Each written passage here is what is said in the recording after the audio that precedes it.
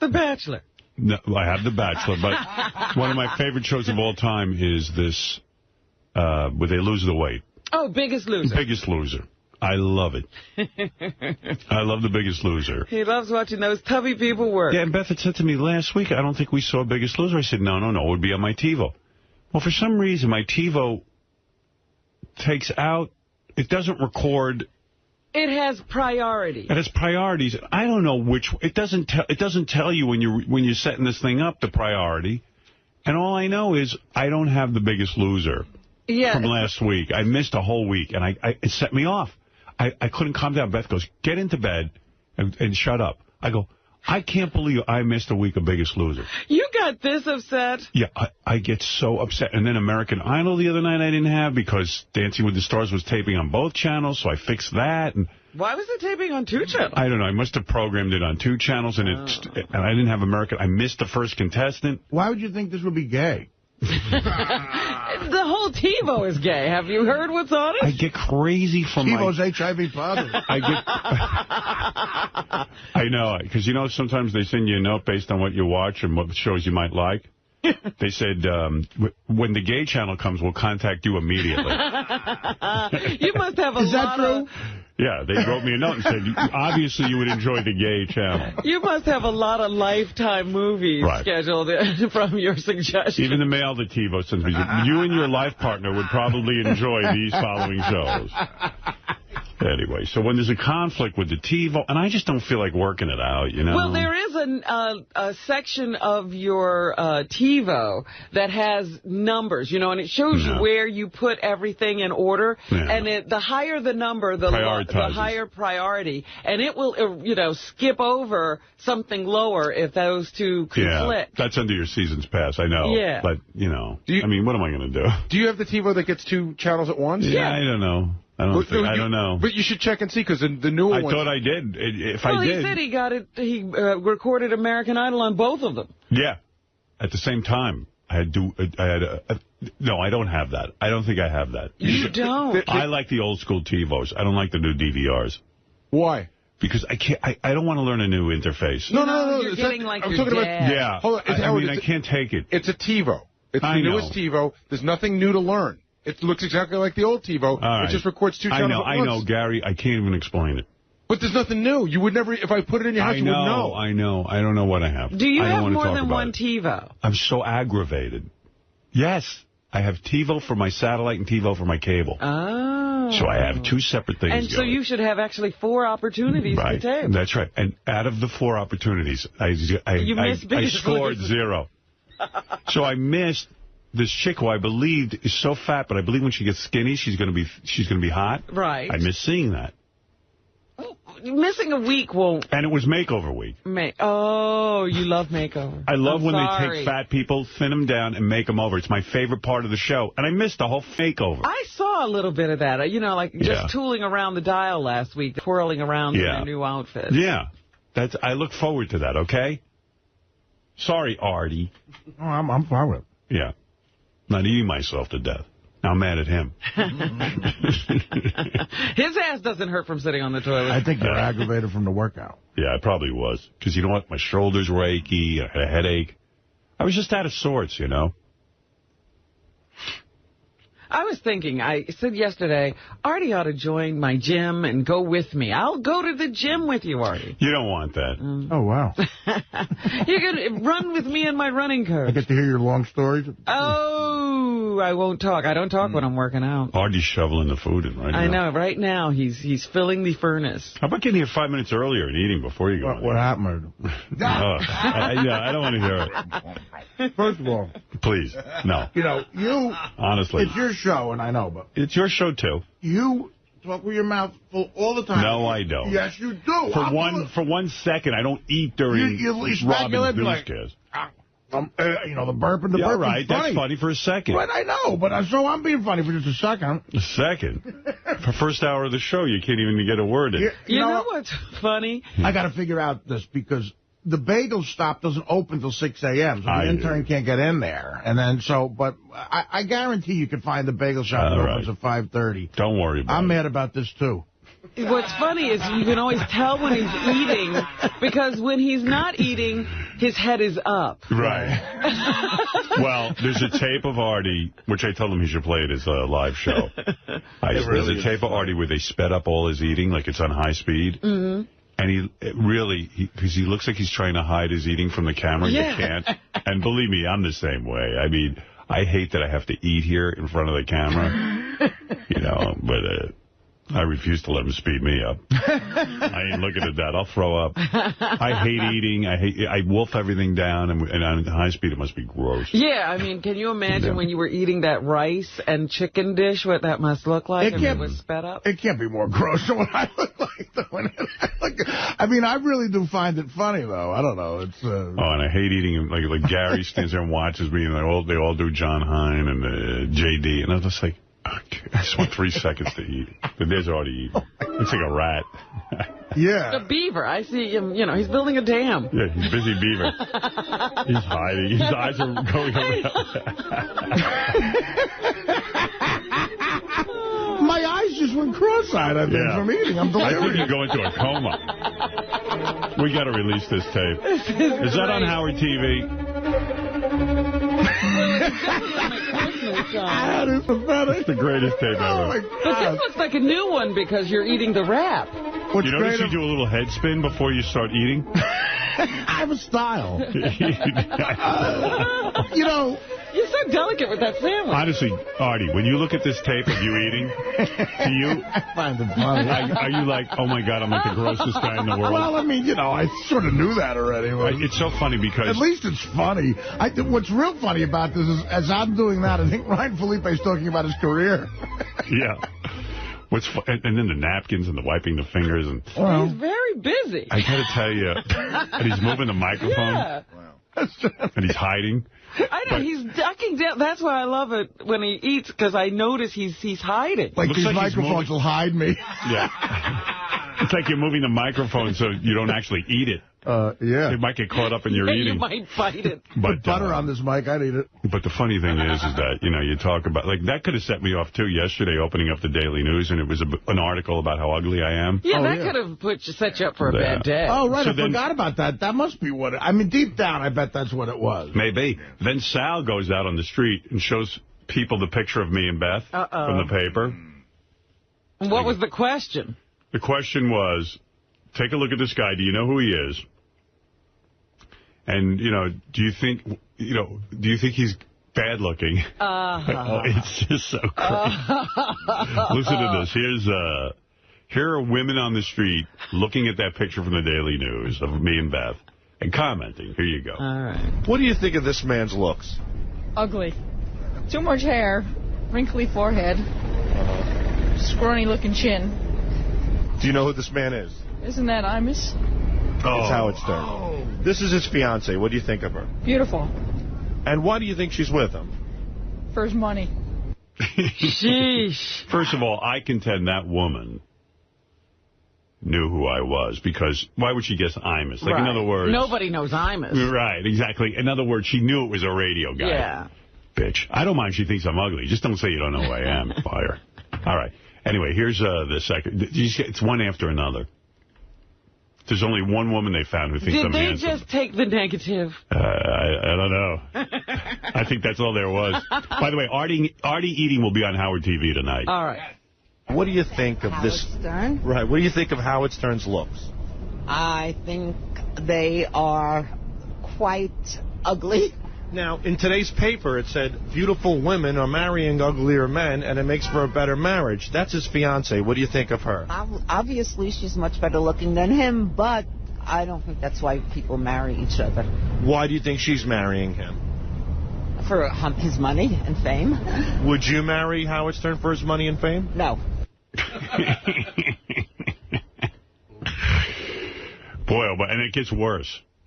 What do you think of this man's looks?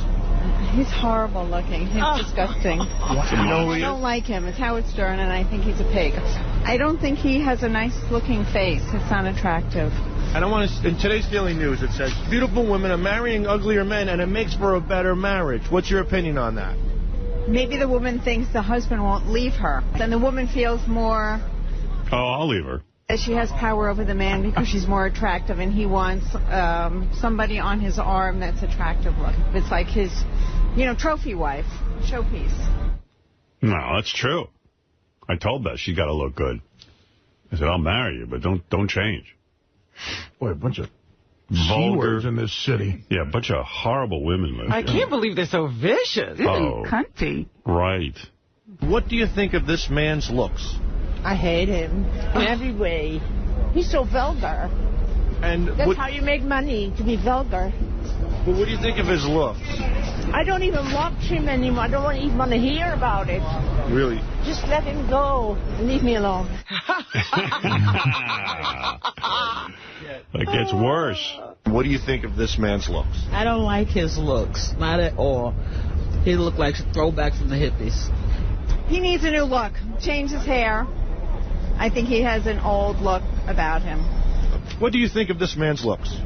I think he's seen better days. No, I haven't. Pretty ugly. I don't like his looks at all. Outdated. Totally out. The one who says, I think he's seen his better days, I was like, this is my better day. I mean, you finally blossomed. Yeah, this is my blossoming. That's true of a lot of guys. I recognize one of those voices. I think it's Beth. Oh, stop. I'm not kidding.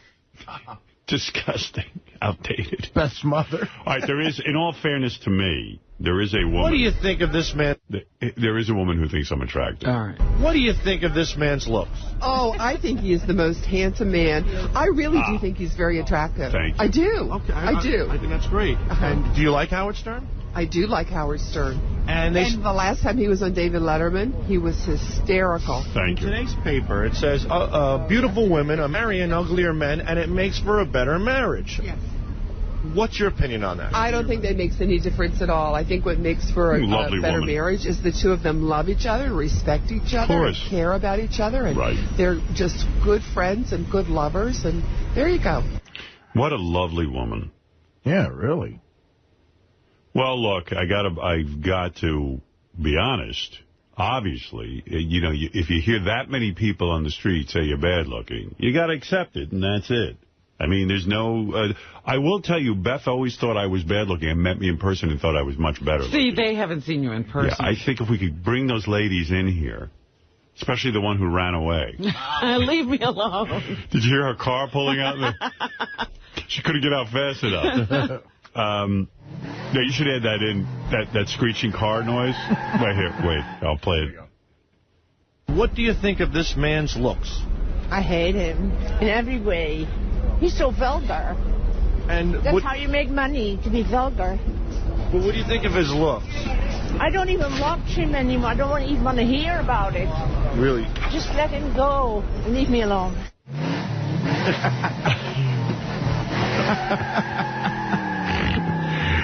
They're still trying to remove the tire truck. Yeah. I was listening to Riley Martin. It was supposedly his last show last night. Oh. Because he's going through yet another contract negotiation. And I know he's become our Jackie with the yearly contract negotiation that doesn't go well. His seems like every month is a contract negotiation. But, it's always the same thing. Riley wants like $5 million. And he's not going to get it. And Tim wants to give him $500. They're far apart. Play a little of that. Hello, people.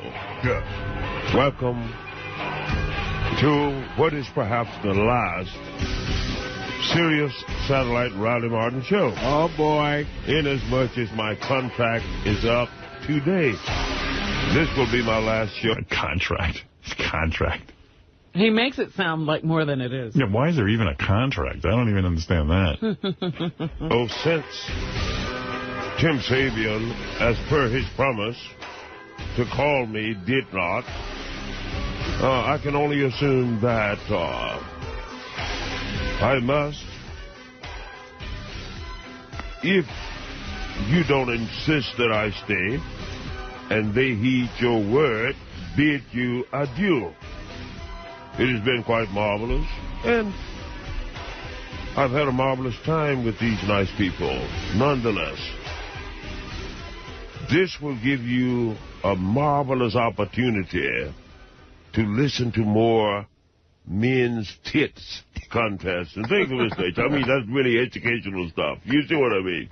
But welcome to the Radamon Show. I like that Riley thinks that his show's educational. He's talking about space aliens that he met on Tarzishian. It's so funny to me. I'd rather see a man's titty contest, quite frankly, yeah. But, you know, I do like Riley. I hope it works out. Then he was talking about his cat. He has a cat. The cat got sick. He said he had to take it to the vet. It was $1,100. Wow. And he was like, that's 2 years' salary with what Howard's paying me. But, you know, the reality is, if we give him $500, that'll pay for a vet visit. You know? Is he getting $500? I don't know exactly what he gets. I'm guessing. I really don't know what he gets. I know. That's what I'm saying. You don't know that he's getting $500. Tim told me that he gets $400 a show and that he has passed on any future contracts. He has passed. He's passed. It's over, then. It's over. It's a shame. Well, it was fun having Riley with us. Who knows? Maybe he'll... Couldn't up him to 500? You know what? Tim, go in. Tim's mumbling to me. Relating everything to... They're created by man. We can solve them by man. You could give him a little taste? 500? Little bump? Pay for those cat vet bills? How do you do? No, I send out... What mic is that? You're killing Two. Okay. Two. We send out an engineer to engineer the show. Right. At his home. Mm-hmm. And also I pay Eron. Oh, I see. You know. So there is a... there's a whole... There's overhead. There's overhead. All right. Well, okay. So you think it's over? Is Riley's show officially done? I think that Riley probably will think about it a little bit. His cat is very sick, so he said that he needed money to take care of the veterinary bills. So right. Maybe this will do it. We'll see. All right. Thank you. All right. Yeah. All right. That's Tim, who handles all negotiations with Riley. What do we got to do with the vet bills? Really? The vet bills come into the negotiation? Well, he needs money. Well, yes, everybody needs money, but... How's that a responsibility? Looks like Riley's raise went to Tim's stomach. If Tim would just cut back a little bit, he'll probably give Riley some more money. He's not dieting at all. I have got to ask Tim what he's doing because, you know, he came to me once not too long ago and he said, well, I just don't know what to do. So He's full of shit. Don't waste your breath. Remember that hot nutritionist you saw in the restaurant? I gave him her number and I know he made an appointment. But I've seen absolutely no change in Tim. Tim knows what Tim's been to enough people already that he knows what he needs to do. He's always asking for appointments and referrals. I get reports on Tim. Tim was eating Crumb's cookies this morning. I mean, he doesn't know what to do. Don't eat Crumb's cookies. No, I work out. It just you go to the gym. You know, it's a joke, your gym workout. No, it's good. It's very good. Yeah. It's Tim, very you're good. Big. How much you weigh now? Honestly, this is the biggest I've seen. Probably 255. 280. No. Dude. Get the hell out of here. Dude, you got an extra chin. Come on. Artie, what's he weigh? I mean, you know, I based on me... He's as big as Artie, you wake are. up. Come on. Based on me, he weighs about 380. Artie, he's as big as you are, right? No, you know what? I don't think he's as big as me. I really don't. Do you dream of being Tim's size? I'm trying to dream of something if you guys would let me stay away. Actually, Tim always looks dapper, though. You know, he's somehow tucking in the shirt. That's got to be a pain in the ass, isn't it? With the gut, I feel Tim's a real good guy, though. Oh, he's the greatest. Tim is fun. He's a great guy. And what's that workout you do? Kettlebells? Kettlebells. Yeah. What do you do with those? You lift them, you stretch, you know, they're great. Seriously, it's I bet you it's so not intense, your workout. I bet you it's very let me tell you, I'll get the guy in here that does it. It'll kill you. It'll kill you. But so what's going on? So you're doing it with that guy?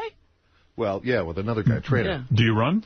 Yeah, I do about 40 minutes of cardio. Oh, you do? So you must eat like a cow. I don't know what the hell I do. But you eat you're asking Robin what to do? Don't eat cookies. I need adult supervision all day long. Somebody watching me. Because But you know what you need to do. Right. Get my mouth sewn shut. No, you know what you need to do. You don't know what to eat? No, I know what to eat. Yeah. But there's crap everywhere. I mean, so why do you have to eat it? I walk by the crap every day. I don't know. Hit me when I come by it. You were on the Zone, right? Zone, Nutrisystem. And then he contacts the woman from the Zone. No, and he goes, wish there was somebody out there.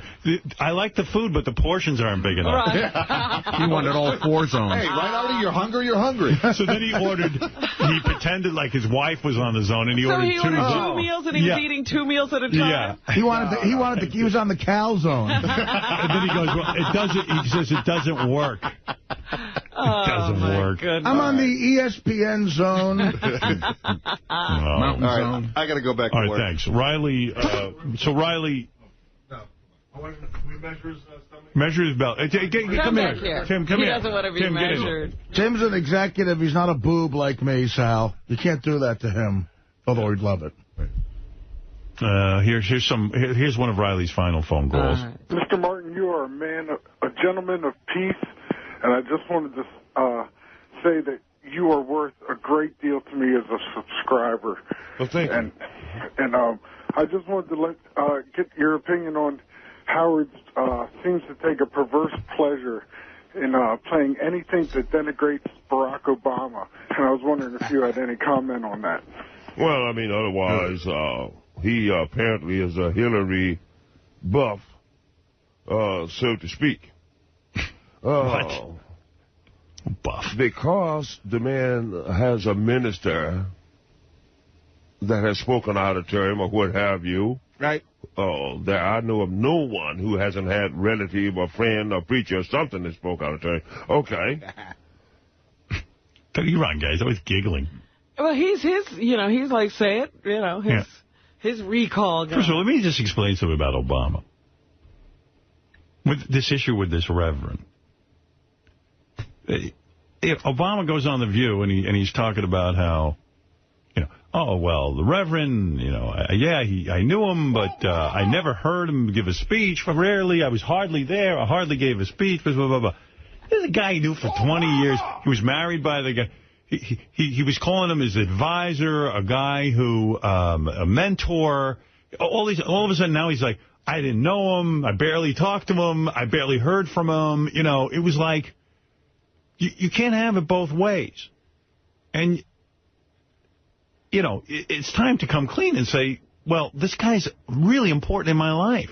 Or was, and I'm going to denounce him. Maybe he was lying about being so religious. This is all that crap that we don't even need in a campaign, whether you're religious or not. Because everybody's now got to have a minister and a church. And look at the trouble it causes. Well, maybe you're right. Maybe he doesn't want to admit he wasn't religious at all.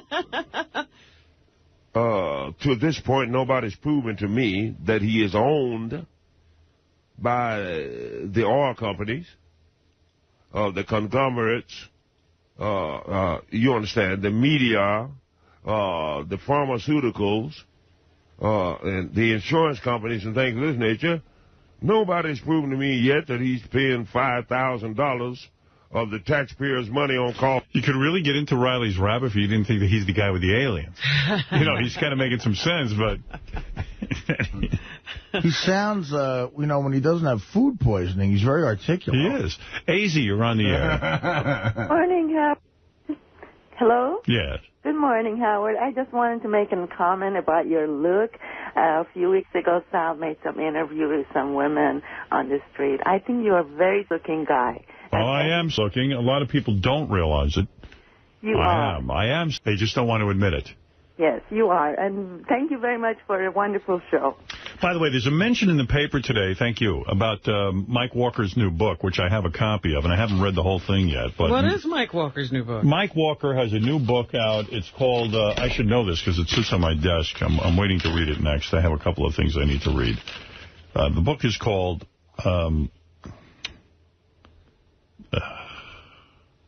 Get Real, I think? Get Real. The scary, scandalous world of reality TV. So anyway, Mike dedicates a whole chapter to me about how when he considers reality television, he says the inventor of reality television is Howard Stern. Absolutely. And he does the chapter's around 6 or 7 pages, and it's a thesis on how I invented reality TV. Starting from my frequent appeals to Ozzy Osbourne and Sharon to do a reality show, to just bring cameras into everything we do on here, yeah. Yeah. And then he backs it up with further evidence and stuff. But nice. It was very nice. I wanted to thank Mike for that, and I will tomorrow when he's on the show. Look at Artie. There's also in page... What? What about him? You're talking too loud. You're waking him up. Oh, Artie, what's going on? No. Come on, pal. You want to go lay down? I'm listening to... Do you want to lay down? No, I'm listening. I think he's sweating. He's falling asleep. What's going on today? You are sweating. I'm fine. All right. I was listening to you talk about the guy in page 6. John movie premieres stuff, guys. Gary, where is that? John stuff? Yeah. Gary Garver, page 1. It's all on the right side. Gary Garver, page 1. Yep. So who did John get to show up at his movie premiere? He got Jay Leno. He got Kevin Eubanks. I didn't pull that interview because it was dull. He got Jackie Martling. Jackie he got. He got Tanya Roberts, who, again, I didn't pull her interview either, but she clearly didn't know why she was there. She's the spokesperson for the movie company. Yeah, everyone was saying that Lorenzo Lamas showed up, and he had no idea who John was. He came with Sandy Taylor.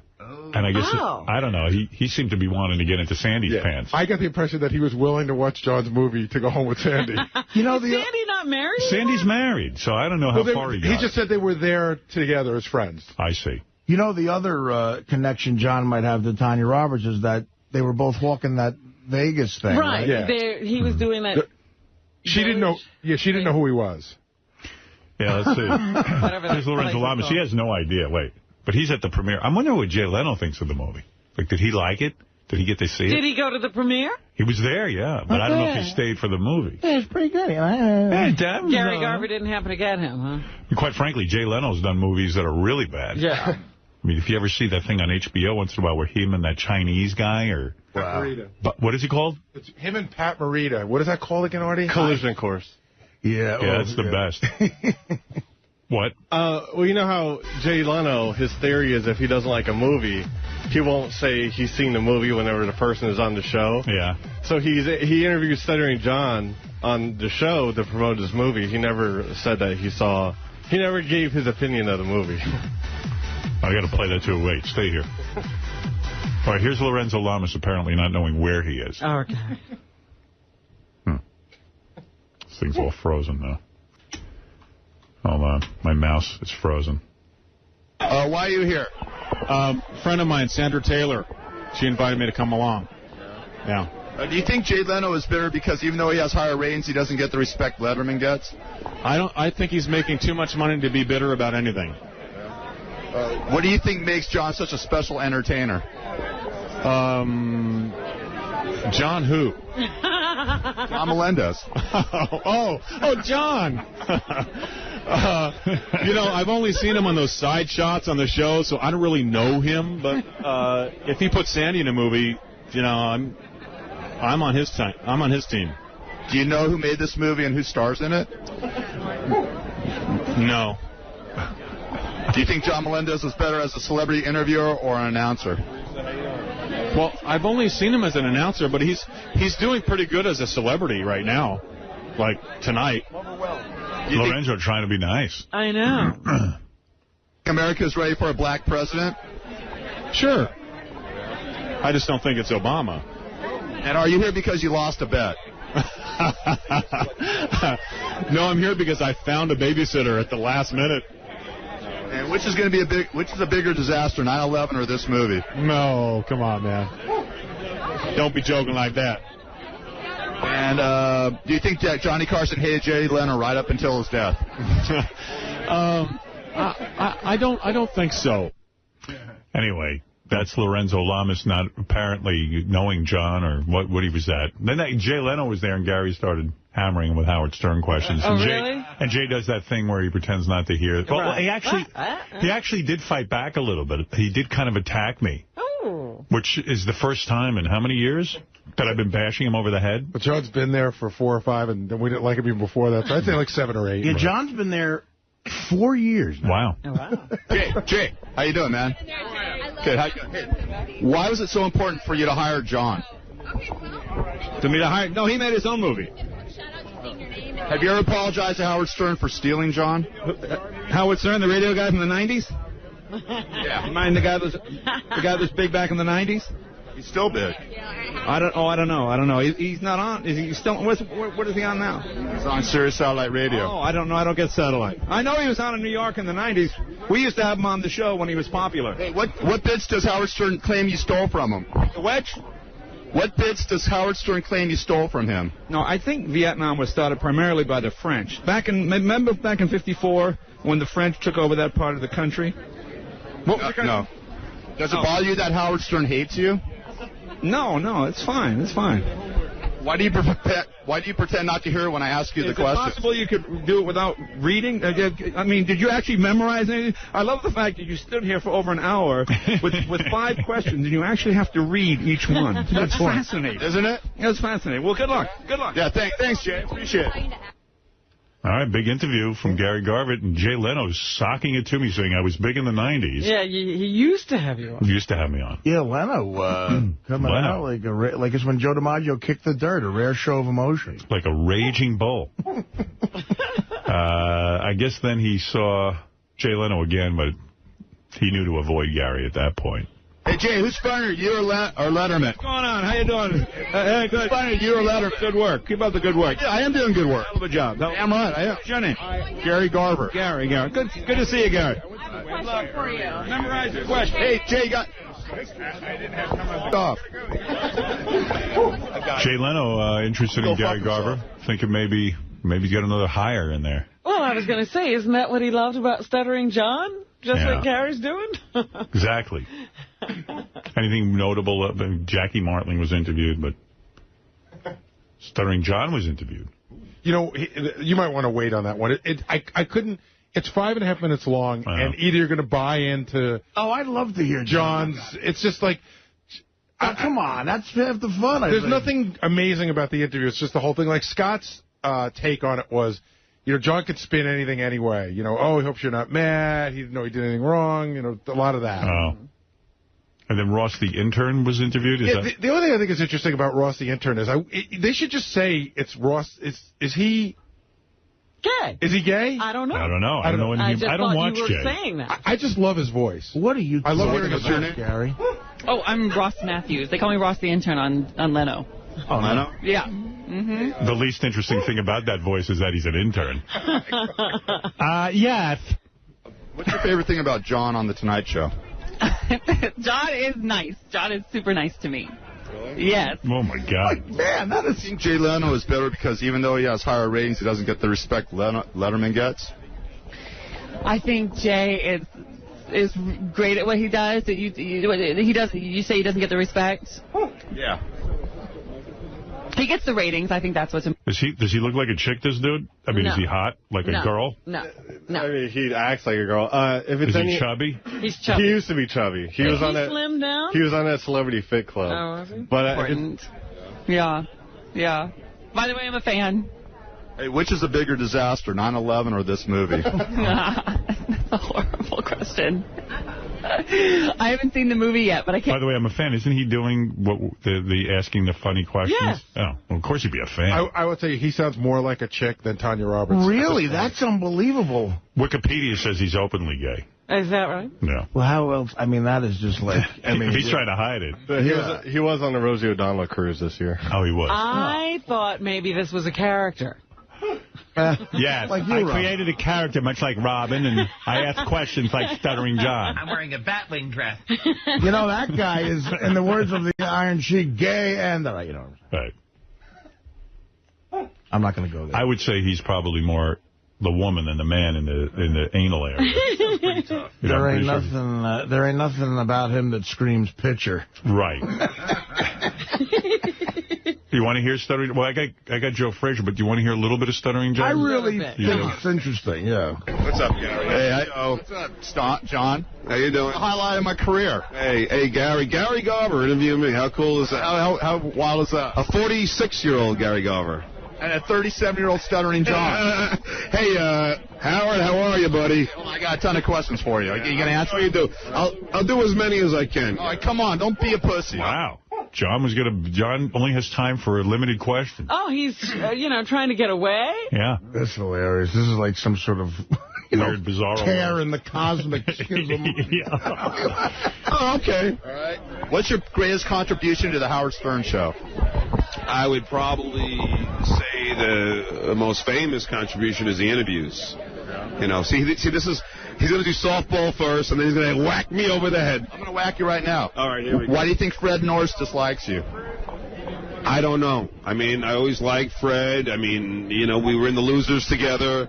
I mean, we've hung out. I don't know what it is. I mean, I have no hard feelings towards Fred. I don't know what it is. I honestly don't. Yeah, Fred, you really don't like John, right? No, I don't, and he's lying.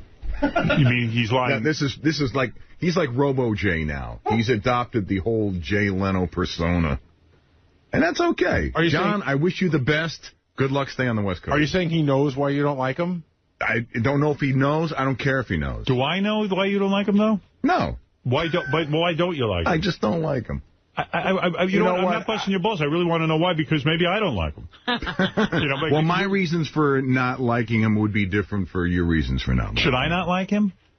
That's up to you. No, I'm saying, do you think I'm naive here and shouldn't like John? I like John, but maybe I'm wrong. Unless he's done something to you that maybe has caused you some stuff. Did you ever like him? Yeah, I did. You did? And at what point did you stop liking him? Geez, I don't know. Like years in? Years in. Years in. Yeah, John seems to think that I had some sort of vendetta against him, and then he turned that into some other shit, which... Is there a specific incident that made you hate John? Or many incidents? I think it was cumulative. Cumulative. Yeah. All right. It was just like, okay, that's enough. Okay. And that's it. Personal stuff. Personal stuff. He said things to you. He actually spoke to you. That's why I don't talk to Fred. That's the way he likes me. I was going to say, was it stuff on the air or personal? So I think it was more of the on-air shit. Oh, really? Oh, really? Yeah, he did. Really? Yeah. I'm trying to remember what John said about you on the air. I would be afraid to say anything about you. When have you been afraid of anybody? Well, I wised up. Oh, please. Tried in the beginning. I have a theory that, because the times when I found it, and I'm friends with John, but the times That's your misfortune. Well, the times where I found it hard to... Have you seen John's movie yet? Yeah, and it's really hard to get a movie made, man, and I'm glad he got one made. All right, go ahead. And so what do you think is the problem with Fred? Well, I'm just talking about, I don't know if this is it, but you talk about on-air stuff. Sometimes it took me a while to warm up to John because I felt, and this was something that the fans loved him for, when he would rat you out on the air. Sometimes there was always a gray area where... Didn't I tell you not to mention that? And he would go, no, you never said. He would bring up a loophole. And you go, what's the big deal? What's the big deal? Yeah, and then I finally, from doing the road so much, we got closer, and I just finally said, all right, for certain things, there's no gray area. Right. I would explain it to him. But, before that, though, there were times where you go, wow, if this happened a bunch of times, like maybe it happened to Fred, I would rather not be in the guy's company. I can understand. I see. All right. So was it something like that, Fred? It would be something like that, yes. Personal things were revealed on the air that you had asked him not to. Well, it's not that I asked him. It's like he should have known better. I can tell you one other thing. Right, judgment. That's true. Right. I think he used bad judgment, but I think he was also trying to make his mark on the show, and he would go to any lengths to... And John also accused you of filtering the email against him. I know and the funny thing is that was lie, the biggest lie he's ever told, because you can ask Jason Kaplan. Jason revealed on one of the wrap-up shows that one time he had Jason and other people filter in good stuff about John, which I put in. Right. And then Jason said, see, he doesn't filter the email. And then he came up with some cockamamie excuses to why I still hate him. The other thing I think that Fred had an issue with is that he found, especially towards the end, John to be less than honest. That John would sort of rewrite history. I know one of the things that Fred always defended me on was when John went to do I'm a Celebrity, Get Me Out of Here. Right. Which was his star turn. Right. And John told me he was taking 3 weeks off when he told me he was taking 1 week off. And Fred was a witness to that. I was here. I saw the whole thing go down, and he flat out lied. Okay. All right. Let's get back to the interview, Fred. Thank you for sharing. Who did you dislike the most on the Howard Stern Show? Wow, that's a really good question. Who did I dislike the most? Be honest. Wow. No, that's really good, Gary. I got to think about that. I can't say I really disliked anybody that much on the show. Who didn't you not like? Who's a pain in the ass? God, sorry, Gary. I didn't. I mean, you know how it was. It was a family. We were all hanging out. It wasn't like I ever left hating anybody. You know what I mean? Hey, do you regret saying Howard should have paid you more on the Adam Carolla show? What? I said, do you regret saying Howard should have paid you more on the Adam Carolla show? Yeah, you know, I didn't, you know what, it was early in the morning. I did like 8 interviews that morning. I, you know, didn't think he would take it that way, and it was unfortunate, and I hope to see Howard soon, and, you know, I don't know, have dinner or whatever. I mean, you know, it wasn't, I didn't think I was saying anything that he hasn't said before, you know what I mean? You know, like, so I'm, you know. Boy, John really got rid of that stutter. I know. Who is this guy? It comes back at the end. Ralph, what is it? Oh, it's sickening. His voice and everything. His demeanor. Hey, Artie. Yeah. You saw the movie? I did. Well, why don't you be honest here and talk about how bad it is and unwatchable? Are you saying, Artie, you mean... I haven't seen the movie personally. Do you have a copy? Because I want to watch it and Artie, you say you've seen the movie? And Yes, I saw the movie, and I called John right after I saw it, and I said, it's very impressive that you know...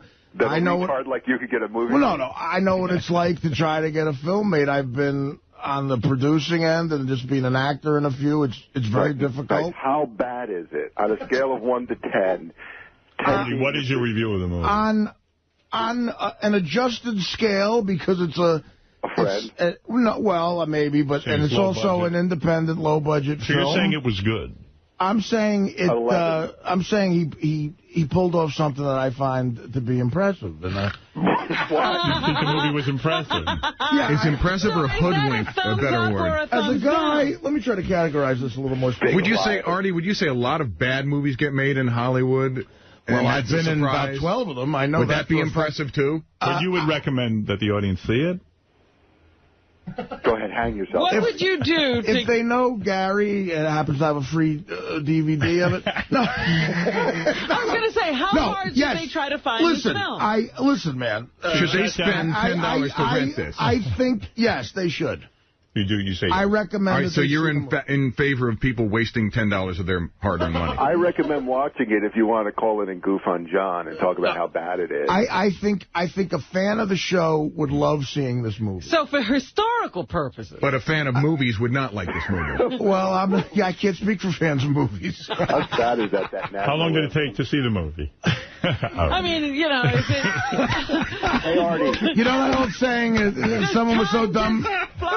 Someone was so dumb it took him an hour and a half to watch 60 Minutes. Artie, honestly. Is that it's so deep? Listen, Ralph, How come John didn't come in here and promote the movie? Well, it's funny. He at the end of the interview, he says, hey, Gary, by the way, call me. I want to come in. And I was going to talk to you about it later. I think he's coming in to do Conan O'Brien in a couple of weeks, and he said he wanted to come in. We'd have him in, right? Absolutely. So I think he is going to come in. No problem. Oh, good. I'll have to watch the movie for that and talk to him about it. All right. Listen, I would definitely say that a fan of our show and a fan of John on the Tonight Show would enjoy seeing it. Artie, how much of the movie did you see, honestly? I saw the whole movie. You sat through that whole thing? I was partially standing by the refrigerator to get a sandwich. Now, is it a comedy, Artie? Is it a comedy? It's a comedy, yeah. How many laughs? That's a good... How many laughs? Well, as a comic, I'm so jaded, Robin. All right, thank you. But I said, Frazier. I'll say that I said out loud, man, that's good stuff about 20 times. All right. How many stars do you give it? Thank you, Ralph. Liar. What were you drinking when you said, man, that's good stuff? Apparently what Ralph was drinking last night. What is it, Frank? Yeah, Frank. Yeah. That movie sucked. Of course. How did you see it? I saw it on DVD.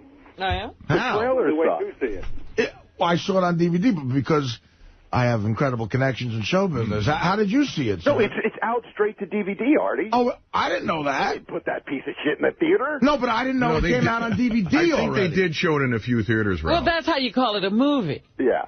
All right. Thank you, Ralph, and thank you, Frank. Copies on the shelf, and I was when I left the store, there were 3 copies on the shelf. You're the only boob who rented it. Thank you, guys. All right. I will say... They take a shot at Howard. Oh, really? In that movie. They do? They do? I don't remember that. What'd they say? He's sitting on a step, and there's a stuttering kid, and they're making fun of him, and he tells them, hey, you know, those aren't your friends. He gives the kid some advice. Those aren't your friends. Friends don't make fun of you for your stutter.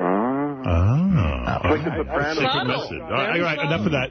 Listen, goodbye, guys. I got to talk. I will say, Ralph, John never called me about Beer League to say it either way, so I'm not saying this because I feel I owe him anything. What did you say? Should I finish the interview with John and then get right to Joe Frazier? I mean, I'm enjoying the John. Okay, all right. You know, I don't know. I'd love to make up with him at some point because I have no hard feelings towards Howard. Who do you admire more, Howard Stern or Jay Leno?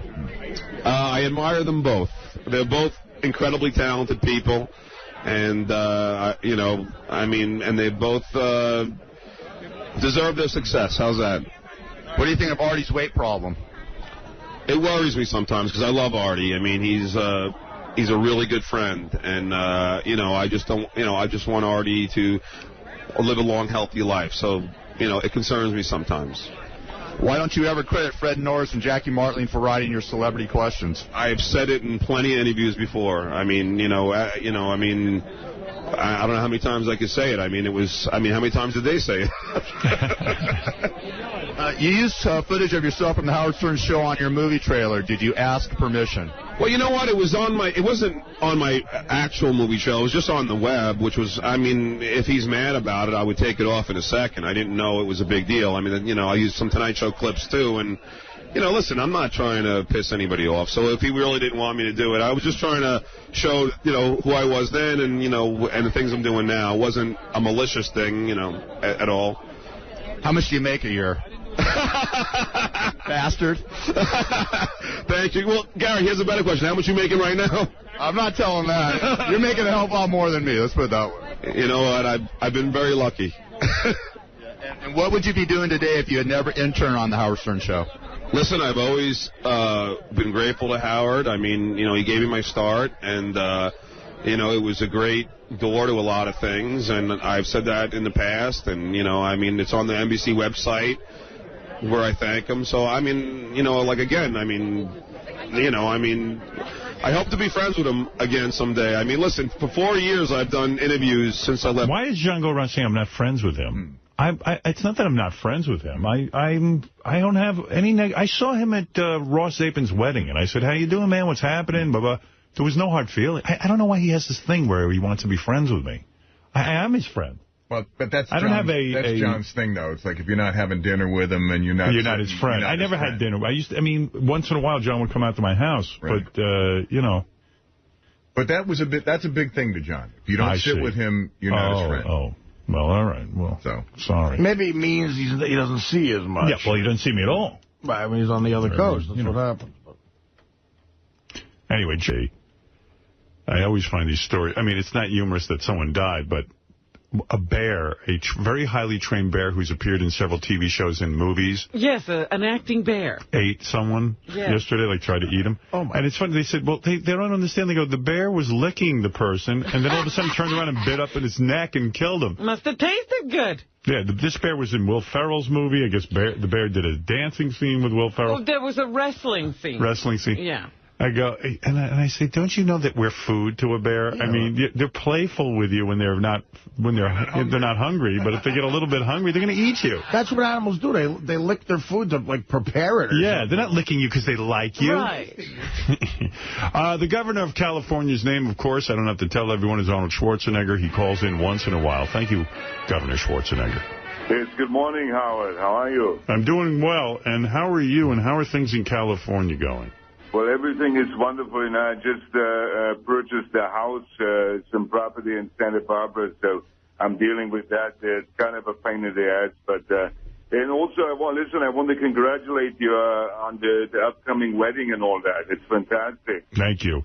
Yes, because this weekend is my 22nd anniversary with Maria. I cannot believe it. Wow, that's a successful marriage. In Hollywood, that's almost unheard of. Yeah, it's unbelievable. She's a wonderful woman. And by the way, Robin, good morning, Robin. How are you? Good morning, Arnold. Listen, I want to tell you, Maria, she saw you on The View, and she loved the dress. But I want to tell you, I saw a video of it yesterday. My son showed me it on the Internet. He says, come check this out. This is Robin's dress. And I have to tell you, Robin, it looked like an African fruit bat to me. That's what it looked like. An African fruit bat. Food bag? Yeah, fruit bat. A fruit bat. Oh, okay. Fruit bat, right. The accent threw me. Yeah, African fruit bat because... By the way, but Governor, aren't you proud of Robin that she's met up with Zabiba and she is raising money for Eritrea? Eritrea. I mean, isn't that wonderful? Sure. I mean, yes, it's wonderful how, as you know, I do a lot of stuff with Special Olympics and the Council on Fitness. I think this is great. What is the program? Healing Bridges? Is that what it is? Yes. Right. Well, listen, I want to tell you something, Robin. This is wonderful. It's great to see, blacks doing something other than killing and stealing from each other. Arnold. How did he win? How did you win California? You know what? I was just saying to myself, you forget Arnold Schwarzenegger is the governor of California. You're the governor. You can't... Listen, no. I was thinking about this the other day because I was at McDonald's and I was eating some chicken McNuggets. Listen, I want to say this to you, Robin. Would you actually eat people, Arnold? Of course. Why not? Listen, if the shit goes down, you're going to have to resort to something. And I want to say this, Robin. Howard, you're talking about the bear. You're talking about the bear eating the guy or whatever. Yeah. Robin, I mean, you're talking about women in Africa. You're saying something about business ventures for African women. I mean, what are they going to corner the market on fly swatters or something? I don't know what you're talking about. Robin, yes, you raised, I don't know how much money you raised. Do you release how much has been raised? We're still getting the tabulations. We're not finished because the online auction is still going on. And they're going to take all this money and they're going to put the women in Africa into some sort of business. Arnold Schwarzenegger say, what are they going to make, fly swatters? What businesses are they going to be in? That is ridiculous, Arnold. Right. The women of Africa are very resourceful, and they do amazing things with textiles. Thanks to Robin, we now have fly swatter business. Fly swatters for everyone. By the way, did you watch the Pope's visit? You're Catholic, right? Yeah, well, I mean, I don't want the religion too much, Howard, but yes, I did see the Pope, and you know what? I have to tell you something. Total bullshit. We totally got ripped off here in California. What do you mean? Well, I mean, listen, he's in New York City, he's in New York, and then he's in, D.C., of course. I mean, listen, he's walking around in his little dress, apologizing for all this stuff. I mean, so what? Listen, so they played a little grab ass with all the boys. Listen, let me tell you something. I've got more important things to worry about over here. This economy, this overpopulation, Tom Cruise. I mean, what the hell's wrong with him? Have God come over and take care of this shit. I mean, what are you doing? Well, I don't know what your point is, but... I don't either. Listen, my point is, listen, the school systems are going into shit and all this. We have all these problems over here with this, Asian drivers and the smog and all this. He's walking around talking about nothing. Have God come down here and take care of all this, sort it out. I see. You want a big miracle. Of course. I mean, we're a crime or whatever the hell you call it. Just have him come down here and sort it out. All right. And you're from McCain, I take it, right? Of course. Listen, Howard, let me tell you something. First of all, McCain is a total war hero.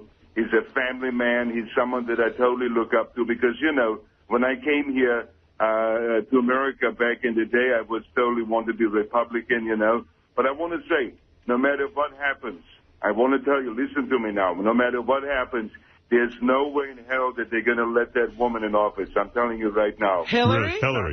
No, because they would let, I was talking to Maria. I said, Maria, they would let, a mongoloid in there before they let her in there. I'm telling you that. All right, well. The other thing is, listen, and the other thing, Howard, is, let me tell you, this Obama totally worries me because, Maria is supporting him.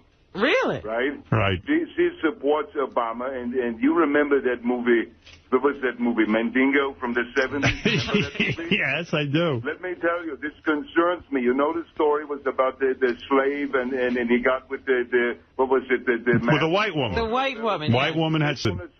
Maria watches the television a little too closely when that son of a bitch is on there, and I don't like it. It makes me nervous. You think she's going to run off with it? Well, listen, Governor, you've made no points today, but I'm so glad you called in. How is California doing under Arnold's reign? Listen, California is totally bad shape. The housing market is dropping out. It's bottoming out. I want to say I admire you guys, and I admire Spitzer over there. We didn't get to talk about this, but I'm jealous I didn't think of that first. I mean, you know. Well, you like a hand job now and then, don't you? Exactly. Listen, let me tell you something, Howard. The only reason that you bring your wife to a conference like that, when they had that conference, is to say to the world, you know, you say, look at this shit that I've been putting up with all these years. Now you know. That's why he had Silda at the press conference. Look, this is what I could do for you. I can help you, and he had no problem with it. So I thank him for it. No, I'm saying, do you have a problem with it? No. I'm 6,000 in the hole in some capacity. And sure, let's not lie. Let's not kid each other. The dentist knows, look, I'm on the air. I have nice teeth, and it'll certainly help him. There is a bartering deal there. That's obvious. But he seems to be pleased. He presented it to me. And he did a great job, Sal, and I thank him. One last question. You talked about getting out of a speeding ticket on the way home? Yeah. I mean... No, I didn't talk my way out of it. It was just a ticket. How fast were you going? You know, I was on Long Beach Boulevard. I think that's what it's called, in Long Beach, New Jersey. And apparently, it's 4 lanes. But I was going 51, and it was a 35. What's so funny about that? Because earlier you said you were doing 53 and a 31. Whatever it is. And we're like, I've never seen a 31-mile-an-hour zone in my life. It was right. 35 makes more sense. It's an even, whatever, an odd number, but it's cut off evenly. Jesus Christ. That's all. Do you know that there's not a day that goes by that my son, Lucas, tells one of his friends that I work with a guy who can't find California on the map? I can Swear now. to God. I can now. You guys have educated me quite a bit. It's on the West Coast by the Pacific Ocean. Well done. Hello, hello. I'm Baba Booey. And on Tuesday's wrap-up show, we talked about Lisa G's sweet and greet, which was a big topic of conversation. Howard doesn't seem to be that happy with it. Lisa wouldn't come in and do the show, but there were a lot of people who wanted to come in and talk about it. Here's what happened.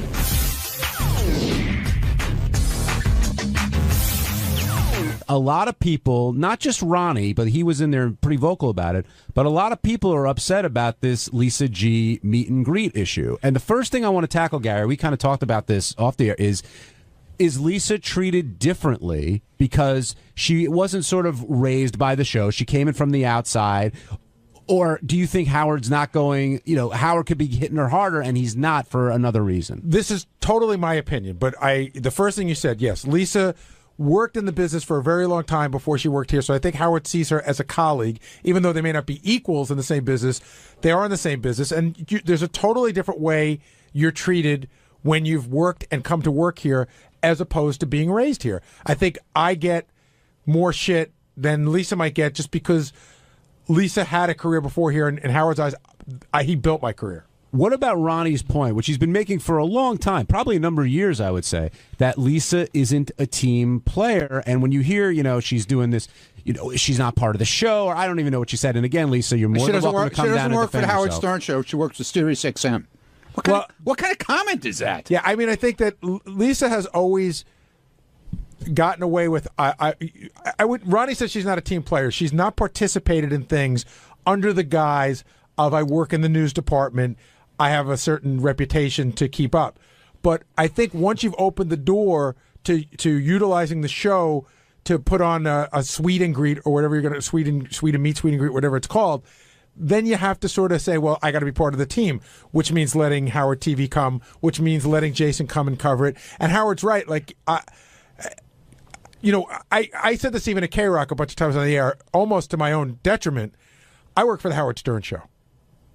I love that I worked at K-Rock and I worked for Tom, but at the end of the day, if Howard says let's pick up and go, I'm going with Howard. But why is Lisa's event getting under Howard's skin? I mean, Benji's got his project, Ronnie's got the block party. I'm not sure what Will has, but all that stuff, why is Howard dwelling on Lisa's? Why is that the one that's really pissing him off? I'm not sure, but I would have to go back to the idea that it's really not providing any sort of entertainment in any way. And you know what? I think he's even a little irked at the block party a little bit. How so? I don't know. He just, I think, and he doesn't like so much being exposed with the show. He likes, everything sort of, he doesn't sell stuff like Bill O'Reilly and Rush Limbaugh or whatever. So he doesn't want to have a whole lot of. He thinks a little. I mean, I don't know. It's trading off the show's name, something like that, and he just doesn't like so much exposed with his stuff. If you go back to the old days of the show, Stuttering John and I went out and did a version of the Block Party many years ago, and we got our asses handed to us, right? Then John doubled on back and did a more interesting version of the Block Party, which was just basically John hiring 3 unbelievable comedians and taking most of the money. And for some reason, Howard didn't seem to mind that. I always wondered why. And again, with the Block Party, Howard doesn't seem to mind. But there's one thing the Block Party provides that Lisa's not provided yet, which is a lot of content. Although she's providing content now, I think that the Block Party comes back to us every week with stories that are fun and interesting for the show. Right. It feeds the Howard Stern show. Right. Therefore, Howard's more tolerant of it. If I don't know if I'm using the right word there. I just wanted to say, too, having been a listener for so many years, I know what not to do going into something like this. Well, like what? Well, like, for example, not putting Howard's name all over an event that he's not going to be a part of. I remember John getting chewed out for Howard Stern and Friends, and then it was Stuttering John and Friends, and, from the Howard Stern show. And Howard Stern's name would be 10 times, 10 times bigger than anybody else's name. Shuli and Friends. No, Shuli and Friends. No, but I make sure that, But Lisa isn't doing that in this instance. I'm not saying she is. I'm just saying those, for what Gary was saying was when they used to catch shit in the older days for doing this, it just... you got to go into it respecting the fact that he's the reason why we're all getting a chance to do this. Ronnie, why do you think Howard's so bent out of shape about Lisa's event? Pretty much for the same reason everybody else is thinking, because there's nothing there. She's not doing anything. She's charging a lot of money. Baking and talking. She's not even, according to what I heard, you're going to have to pay $103.49. And then you have to pay for your cupcakes and your coffee. Oh, I heard there was a free cupcake. With maybe that's from Lisa, but from the place itself, you're gonna, if you want to purchase, if you want coffee, if you want a drink or whatever, you're gonna have to pay for it. Oh, so anything above and beyond the free cupcake is on you. I'm assuming that Lisa's bringing the cupcakes. She's not making anything very clear what she's actually doing. Are you insinuating that while Lisa's meeting and greeting, she may be running a cash bar? I don't know. I think he's more than insinuating that, Gary. I don't know. And I said, Lisa, they're looking for you down at the rap show. I can't come today. I can tell you. There you go. I mean, why aren't you down here defending what you're doing? I will just say this, and I'm not going to give Lisa too hard a time. She should be here to defend herself. She doesn't want to be. I'm not going to hammer her too hard. But today, I was very much like a traffic cop. There were a lot of people coming to me during the show when Lisa was in there telling me this, telling me that, telling me this. And all roads seem to lead, at least people's belief that works here, is that this is all based out of some sort of jealousy that Lisa has towards almost everybody on the show, in the sense like, why does the Block Party get to go out? Why does Benji get to go out? Why does John Hein have a TV show? Why does Lieberman get to go on CNN? And I'm not saying that it's all based in rational thinking. And like you said, John, you went out and auditioned for the show. She may just be feeling that she's missing something, so this is her attempt at getting something going. Well, but then I would tell her. Can I say something, John? That's what irks me with this whole thing, with this whole thing she's doing, because as soon as Howard started to hammer her about it, she brought us into it, and like trying to make us the bad guys also. Like we're doing something wrong because he's hammering her. Or we're providing the same amount of entertainment or whatever. Well, she went flat out and said, hey, she's not doing anything less or more than Ronnie and JD are doing. That's not true. What do you do? I host a show. And that's what she's doing. She's hosting. Yeah, but she's not hosting. And there's nothing beyond her hosting. She's not introducing, like I'm introducing Shuli. I'm introducing JD, or he's introducing me, or whatever. I'm introducing. So you want credit for introducing JD? That's a show needs an MC, okay?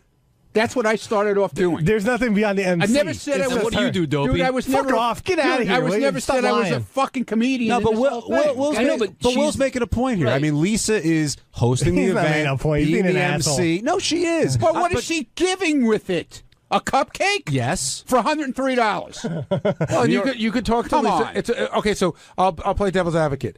It's there's women who listen to the show who may not want to go to the Block Party because it's a little racy for them. Right. They're more in Lisa's sort of thinking. They'd like to hang out with Lisa and talk about what it's like to be a woman on the Howard Stern show, and they'd like to. It's a small gathering, like a cocktail party, not a drunken party like the Block Party is. And it's a symposium. If but don't knock. Why knock us though? Because he's hammering her. Why bring us into it? What do we have to do with it? This is my theory. You guys tell me if I'm off here. I think she brings it in because she feels like you and Scott and JD and other people are kind of on the same level as she is, and if you guys can do it, why can't I do it? Because she brought me into it, too, for the same reason, I think. But the difference is, John, we are doing a show. What she is doing is not a show. It's showing up at a bakery and hanging out with fans. That's not a show. That's a Q&A. That's a town hall meeting. But okay, so I'll jump on that one, and I'll say there's plenty of people who go to college campuses, and that's all they do is a Q&A. That's fine, but don't pull in a comedy show and say this is the same exact thing that I'm doing. It's not. It's just not. There's a show. There's content. Aaron and Dayton, you're on the wrap-up show. Hey, good afternoon again. Can you hear me all right? Yep. Okay. I just wanted to comment. I mean, during the fight week, of course, we heard that Stuttering John got his ass reamed by Howard for going out, using the show for personal gain. And at this point in the game, everybody on the show, I mean, with the exception of you, John, I mean, you was, somewhat famous beforehand, but everybody at this point, using the show for personal gain and monetary value. But, and of course, at this, what I'm getting at is, I'm sure she's not making a whole lot of bread, and she's putting at a point where she's, giving a little bit to charity. She's also, paying for a venue. She's probably paying for the wine and all that shit, and she's also like Gary said, part of the show. So all right, so Aaron's sort of defending Lisa here. We pay for a venue. Yeah, I mean, she's good. That's a weird thing to say because whatever she's paying for or not paying for, she will walk away with a profit of some sort. Yeah, she has no when we do the really. block party shows, we pay for a venue. Of course. So I mean, here's a question John and I were kicking around today. If Lisa said, "I'm going to be at the coffee shop for $100, you can come." And you get a cupcake and everything, and I'm going to play the violin for an hour. Okay. Would that change your perception of what she's doing? That's a concert. That's a concert. Absolutely. At least she's doing something other than having, 30 people show up and then just sit around and schmooze with them. Anthony, you're on the wrap-up show. Hey, what's going on? I'm a big Shuli fan. I mean, I'm a stand-up comedian. I moved out here to PA from California, and just the transition there. But, she's promoting the show because she is bringing... She's using the Stern Show as saying, I'm bringing the female listeners and trying to make money off that. Because the block party is just completely different from what she's trying to do. She doesn't have an act. So she's using the show to get the female listeners out there to make money. I mean, she's got to rent a car. But why is that wrong? I'm just going to play devil's advocate. Why, if you could say that Shuli and Ronnie are using the show to get male listeners to come out and see male-based humor, even though there's a lot of women there as well. So if Lisa feels she's going to talk to female listeners, why is that wrong? But why does she have to make money of it? If she started to support the show and won a gig, she should be able to be like, hey, I'm Lisa G. Come, get listeners to be more attracted to her, not because I need to make some money. Why should the guys from the block party make money? Shouldn't they just be, Shuli's a comedian, shouldn't he be out there for the joy of making people laugh? Also, would it matter to you? I pay money to go see the block party. I pay money to go see the block party. I was up in Canada, and I saw the block party. It was fucking awesome. It was fun. But Anthony, people don't have to spend money to go to Lisa's event. They just won't go. Right. The reason I wanted to pick up his call is because he said Lisa's scamming people. And I think that's a poor choice of words because I think Lisa's being very upfront about what she's doing. I don't think there's any scam involved. Well, you know what? We should get Jason down here because he said that he feels like she's scamming people big time. But she's being very upfront about it. I mean, I don't think anybody who pays can't walk away surprised with what they're getting. What were you going to say, Benji? Well, would it matter? As I said before, I don't think there's anything wrong, and I think Lisa could say she's putting on an event in a different kind of way, but she's still putting on an event. I don't think there's anything wrong with that, except I felt she was being very hypocritical towards when she was criticizing me. But would you guys say it's any different if, let's say, this cupcake place hired her for an appearance and they paid her? I think that's different because you're not taking money from the listeners. Right. That's a huge difference right there. In other words, the cupcake place paid her. She goes there. Listeners can come for free and meet Lisa. And I think you sort of get the same result, but you're not taking money from the listeners. And I don't think the event itself rubbed people the wrong way. I think the price she came up with, I think, might have rubbed a few people the wrong way. And the word I keep hearing, too, from some people is that there seems to be a sense of entitlement. But I'm not sure for what. Like, Lisa's entitled to make money off the show, or I'm not sure what people think Lisa's entitled to do. But Jason's here. And Jason, we were just talking about how there was a caller on the line who said he felt that Lisa was scamming people. And I said, well, she's definitely not. That's a poor choice of words. She's being very upfront about what she's doing, but you say she's scamming. So, well, I would use scamming means like, yeah, she's lying to somebody. I think she's exploiting. I think she's ripping off. I think that she is. We have a fan base that will pay money to be part of the show, like going to see Shuli and Ronnie's thing. Now you could say. First of all, I don't even like the fact that their show has been lumped in with this Lisa G thing. They are so two totally separate things. I think it's unfair to them to even lump it in. Lisa made a name for herself from this show in the last 10 years, 5 years on this show. 7 years. 7 years. But Lisa will tell you that she was been in New York radio for 23 years before this. Yes, but she is not going on other radio shows to promote this. She's promoting Lisa G, as far as I know, from the Howard Stern show to go and sit and pay money and see her. To me, that is using the goodwill that Howard has built up with the fan base and is exploiting that.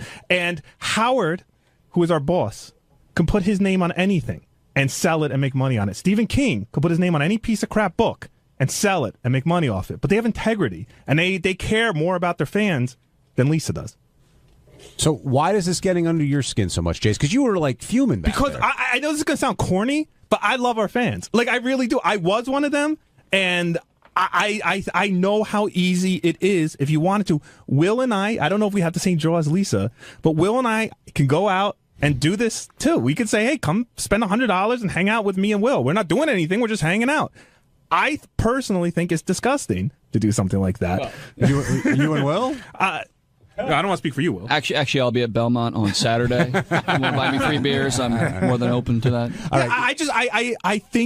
I think she hasn't earned the right to do what she's doing. I think that she's doing something that, despite people comparing it to the Block Party and other events, that isn't even in the same league as those things. And quite frankly, I'm surprised by a lot of what Howard's let go over the years compared to where he was 10, 15 years ago. Chuck, you're on the wrap-up show. How's it going, John? Hey, Chuck, it's JD's dad. Chuck, who wants to chime in? Was this about the Facebook thing, or is this about the Lisa G thing? He wants the exact address to Facebook. I won't stay on too long. First, I enjoyed your show on the fast food mania thing the other day. That was great. Thank you. Thanks for. I appreciate someone in the Harmeyer family watching the show. Thank you. I haven't been able to listen too much of the show, but I wanted to let everybody know that this Friday night I'm going to be at the Fridays in Westchester, and for $50 you can get whatever appetizer you want, and we'll tweet.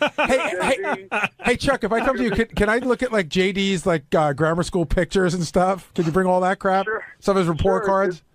It's going to be the eat and tweet. And Chuck, I'm taking from your comments that you think what Lisa's doing isn't right. I think it's hilarious. That anybody would actually pay, but but guys, the event's going to be make some money out of it. More power to her. But so how about the argument that, hey, Lisa's really upfront with what she's doing? She's saying exactly what it is. I mean, why do you think somebody's being taken advantage of in the sense that they don't? Somebody says, hey, I want to meet Lisa G. I'm willing to pay that kind of money. You're taking advantages of people's passion to this show that she had, of course, a part of in it because she works here and contributes to the show. But this isn't this is. But you're not going to meet. You're not going to meet Howard. That's a given. But someone could think that there's a one person closer to Howard, and it doesn't somehow matter. They'll work themselves in. You've been with the show since the very beginning. Again, I just remember, and I'm a crazy fan. I admit it. I was a crazy fan, just like half the people who have been hired here. And I would have paid untold amount of money to meet you or to meet. Or I would have waited in line, or got excited to meet High Pitch Eric. And yes, at the end of the day, there's really no one to blame but the person partying with their money who chooses to go to this thing. But she is putting the minimal amount of effort into it. Like even what you were describing, the Chuck stat, if he brought pictures of JD, that's already providing more content than Lisa G is providing. And the report card's an extra. Steve and I were joking the other day, maybe we should sell tickets to us arguing about TV shows. We argue about TV shows all the time. Again, that's still providing more content than what Lisa G appears to be providing at this stupid thing where she is telling our fans, asking our fans to pay money to meet me. She's being very upfront. 10% of the net is going to charity, and that's very generous of her. But I think it's exploitative. I think it's as exploitative as if Howard started putting out junk with his name on it. Chuck, I gotta let you go because a bunch of people on the horn. Anything else you want to say? Give me the horn. Give me the horn. I enjoy the show. Have a good day. Thanks, Chuck. Go check out the Pirates take on the Reds. Ralph Sorella, you're on the wrap-up show. Hey, now. Hi, Ralphie. This is all very muddy. I mean, if you allow for one, you have to allow for all. I mean, whether it's money for a cupcake or money to see a train wreck, it's what people want to pay. And I don't see why Lisa is being, who's Jason to decide what her appearing somewhere is worth to somebody. Well Ralph, the reason why this whole thing started is because Howard says it bothers him and he doesn't know why. So you're pretty close to Howard. Why do you think it bothers him? Well, listen, I know what Jason's saying in the sense of like, hey, she's not doing much. She's just coming there and showing up. But you know what? That's what an evening with Bill Cosby. Bill Cosby just shows up. Maybe people want to go there for Lisa's personality. Maybe she's going to give recipes. I don't know what the fuck she's going to do there, but I don't know how that's any different than the block party. But you don't know how that's different than the block party. Hold on. No, I don't. We'll explain that in a second. But all that being said, Ralph, Gary's question is a good one. Like, why does this get under Howard's skin versus the block party, versus the TV shows, versus Benji Song, Bill versus Cosby. all the other stuff? Why do you think this is irking Howard? Because this isn't, but maybe because the block party is such a train wreck that it provides content on the show. Ronnie goes out there and acts like an idiot, and then you've got tape of it, and Howard TV is filming it, and it provides content for the Howard Stern show. But I think it just sends signals to you can't allow one and not allow the other. Who are you guys to sit there and decide like, okay? Well, first of all, okay, we don't. that's Howard okay. does. Yeah, but Ralph, wouldn't you agree that? And I was going to get into this a little bit, but you brought it up. Wouldn't you say on this show there's different rules for different people? Absolutely, yeah. So then when you say you have to allow for one, you have to allow for another, really, Howard's running a monarchy. He has to allow for whatever he wants. Yeah, I mean, Artie used to get away with crap that none of us could get away with. That's right. And because he was Artie. Yeah, and that worked out really well. Well, I'm just saying that's what happens under that. Anybody could do whatever anybody wants rules. What Artie was allowed to get away with business-wise had nothing to do with what happened No, here. he got away with a ton of stuff here that we got. If I've slept in the office as much as he slept on the air, I don't think I would have been treated with the same kid gloves. Absolutely, because you're not as funny as Artie. No, I'm not. Right. The people are treated differently here. Yeah. And that just doesn't work well. It just sends out a bad message to everybody. But again, I fundamentally disagree with you. I think Ronnie's block party does skirt the line of what Howard used to be angry about in the day when John and Gary tried to go out to do stuff and Howard didn't want it to become the traveling Howard Stern show. And I do think it comes up against that line. But at the end of the day, they're promoting their comedy show. People are buying tickets to their comedy show. I don't know. To me, it's completely different than having a lovely chat with coffee. I will agree that it's different. I don't know if it's completely different. I mean, I think what bothers you is Lisa's looking for a way to make money. Ralph, would you buy a ticket to just see JD and Ronnie, but no comedy? I wouldn't even do that. Me, Gary. Last question: is Howard going to put an end to all this stuff? It's getting to be rubbing up against that area. Hard to say. On Wednesday's wrap-up show, there was a lot of talk about Sal, shockingly, screwing up a game again. And this is one of those situations where Sal doesn't think he's wrong, is told that he's wrong, and then realizes that he's wrong and tries to explain himself, which he can't do. So we heard Sal tell the story about how it was unfair of Howard to call him a sucker.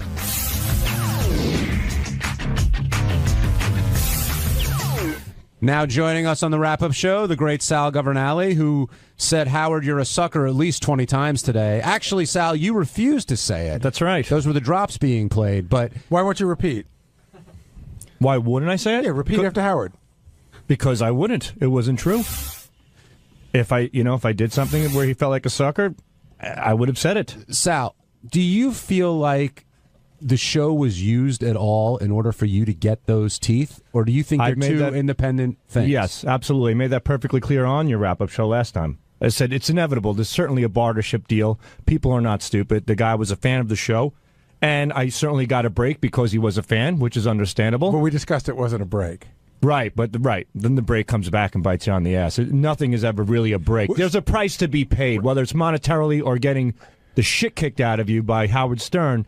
There's a price to pay, and I've learned it the hard way. Sal and I talked a little bit today. I was explaining that some of the money was for the actual physical things needed to do this, and the rest of the money was free. Yeah. So Sal didn't really get a break. He really got the dental work for free. Right. And I explained to him that, as Sal said, nobody gives something for free for nothing. They're always looking for something. Let me take a step back on this. Sal, do you feel you were unfairly blamed for the problems with the Bigfoot game? Because that's how this all started. At first, I thought I was. But listen, I'm the one who created the game. The glitch was there. Guilty as charged. But you said you double-checked it. What did you mean by that? I double-check all my work. In this particular case, and I don't know why. I don't know why I do these things, but I always give my... That seems to be the mantra this week. I heard Tim saying that earlier in the week. It's almost like, how people have a guardian angel? I have like a guardian bully. When I'm going... A black cloud? Yeah, when I'm going in the right direction, somebody's kicking me in the balls, just throwing my mind off a little bit, because I always give my CDs to Scott to double-check. And like when Howard asked me, did Scott double-check this one? I said, no. And that's when it hit me. I'm like, he didn't double-check this one. I did, but...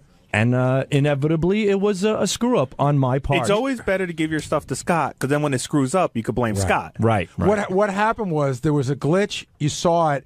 Then you went back and saw that there was a track there. But what we figured out is that Bigfoot's answer was so short. Right? Mm-hmm. It didn't register as a track. It was a track, but it just goes from one track to the next so quickly, which Richard knew, and he said, Sal just sort of forgot, you got to add a little time. And by the way, yes. to say something nice about Scott Salem, that's the kind of crap he really catches. Right. Like, I gave him all the impression stuff, and he called me in, he's like, wow, the levels on this are really off on one of them, and we listened to it, and I'm like, good call, and he fixed it, and, that's his job. And that was my mistake. So I took back that game and double-checked that one. And I had Scott check it. As a matter of fact, I went to Gary today and I said, Gary, give me all the games back. So I'm going through every single game right now as well. There was a great moment, though, where the game fucked up, so I just start yelling, Sal, to just see where he is. Sal was on his way in, but Howard did play the answer, but Sal didn't realize there was a fuck-up. So Sal starts yelling at me, you owe me a fucking apology, asshole. Fuck you. Wait, can I just say, because I have my headphones on, you guys went from 0 to 1,000 the second Howard said that this isn't working. There's a reason why. Before, you guys were yelling so loud at each other that you couldn't hear Howard screaming about who do I have to blame. And I didn't know what was going on. You came out with... It was definitely like a sibling moment. What happened was I just yelled Sal as loud as I could to see where he was. I was coming around the bend. I was by the Howard TV room. I saw what happened. I'm like, whoa. Came around the bend, and Gary goes, Sal, where the fuck are you? What's going on? I go, Gary, and then I heard, as I was coming, I heard Howard fix it, and I heard the track come through. I'm like, all right, it was a Howard issue, with the CD player. I go, Howard just fixed it, Gary. How about an apology? So Gary looks at me and goes, fuck you. Yeah, that's what I started hearing everything. So then Gary sits in his office. I go, how about an apology for that? And Gary goes, go fix your teeth, asshole. I go fix your fucking teeth. And all of a sudden, wait a Sal, Howard wants you. It is fucked up. I'm like, oh, God, no. All I hear over my head. So this whole argument was going on over attitudes. And in the end, I was called into the studio thinking I was victorious, and boom. But what you didn't realize when you were in the studio, you still didn't realize you were wrong. You didn't realize you were wrong. And Gary is screaming. Yeah. He's deflecting. He's deflecting. And I mean, you were charged up, Gary. Oh, yeah. Well, yeah, he was trying to make it go somewhere else, but you didn't realize you were wrong. So you were, no, Howard, I don't know what you're wrong. Yeah. And then I was sitting there going, oh, my God, Sal's really digging the hole deeper because he doesn't know he's wrong yet. Yeah. How did you not know you were wrong, though? Like, in what? Well, I was arguing with Gary. I got called in, and I thought Howard called. I thought somebody sent up a note that Gary and Sal are fighting over the track. So in my mind, I'm thinking, all right, I'm going to go in, and then Gary's going to get called in, and Gary apologized to Sal. Here I am thinking it's going to be that way. And by the way, I just want to say, the desperation move if I'm beating you is you bring up the sleeping. I know, dude. That was 4 years. I mean, how old is that? Hey, listen, where am I going to go? I get it. I get it. You're drowning and you grab at anything. Anything. But what I think really changed it was, one, I think Howard saw your point a little bit, and I think you were starting to cry. No, I wasn't. That's why I ran in. I got worked up, but I certainly wasn't starting to cry. I wasn't going to run in with the camera until I looked at the monitor and saw how worked up you were. And I'm like, I better get the fuck in What there. was bringing you to tears? The fact that Howard thought you were lying? Or were you emotional in any way? Sal, you were over the top at a certain point. It was the whole sucker thing, and he said you outsmarted me. I would never... That's just... It's impossible. Well, no, it's not. It's impossible to outsmart Howard Stern, in my opinion, yes, in any capacity. Yes, that's what I'm saying. So... And he kept going with that and the whole Howard Sucker thing, and I'm like, this is just crazy, and that's why I just snapped. And he threatened to break up you and Richard. And Right. I know to you that's blasphemy, but it seemed like it might be going there. If it goes there, it goes there. And you know what? You'll see the results. Rich and I are a think tank. We work every day. We bounce ideas off of each other. We work great together. It's like breaking up Captain and Tennille. Is that a bad thing? Yeah, Sal, actually, they got divorced, and she had a much better career. Sal, if this happens, keep It's your like mouth, breaking up Donnie Marie. Keep your mouth shut, because the way Howard described it on the air, you will be getting your own office, and Richard will be sharing an office with I would Scott. hate that. I would hate. You would I rather want- share with Scott? I would be in a bathroom with Richard. I would be in a dumpster with Richard. What? But if you and Richard together isn't an option, wouldn't you rather be alone than be paired up with Scott the engineer? I don't know. My brain can't even go there. That's like saying you're separating a child from me. I'm not kidding. Are you ready You're for a grown man? Are you ready for a world, say in 3.5 years, where the show ends and everybody has to go out and do their own thing? Are you and Richard going out as a team, or are you going to go out and do your own thing? It all depends. If we want it, right now we're planning as a team, but we also can do our own thing as well. Let me tell you something from experience. If you're a team, one of you end up stabbing each other in the back. It's just what happens when two guys at work team up on something and live together. I don't know about that.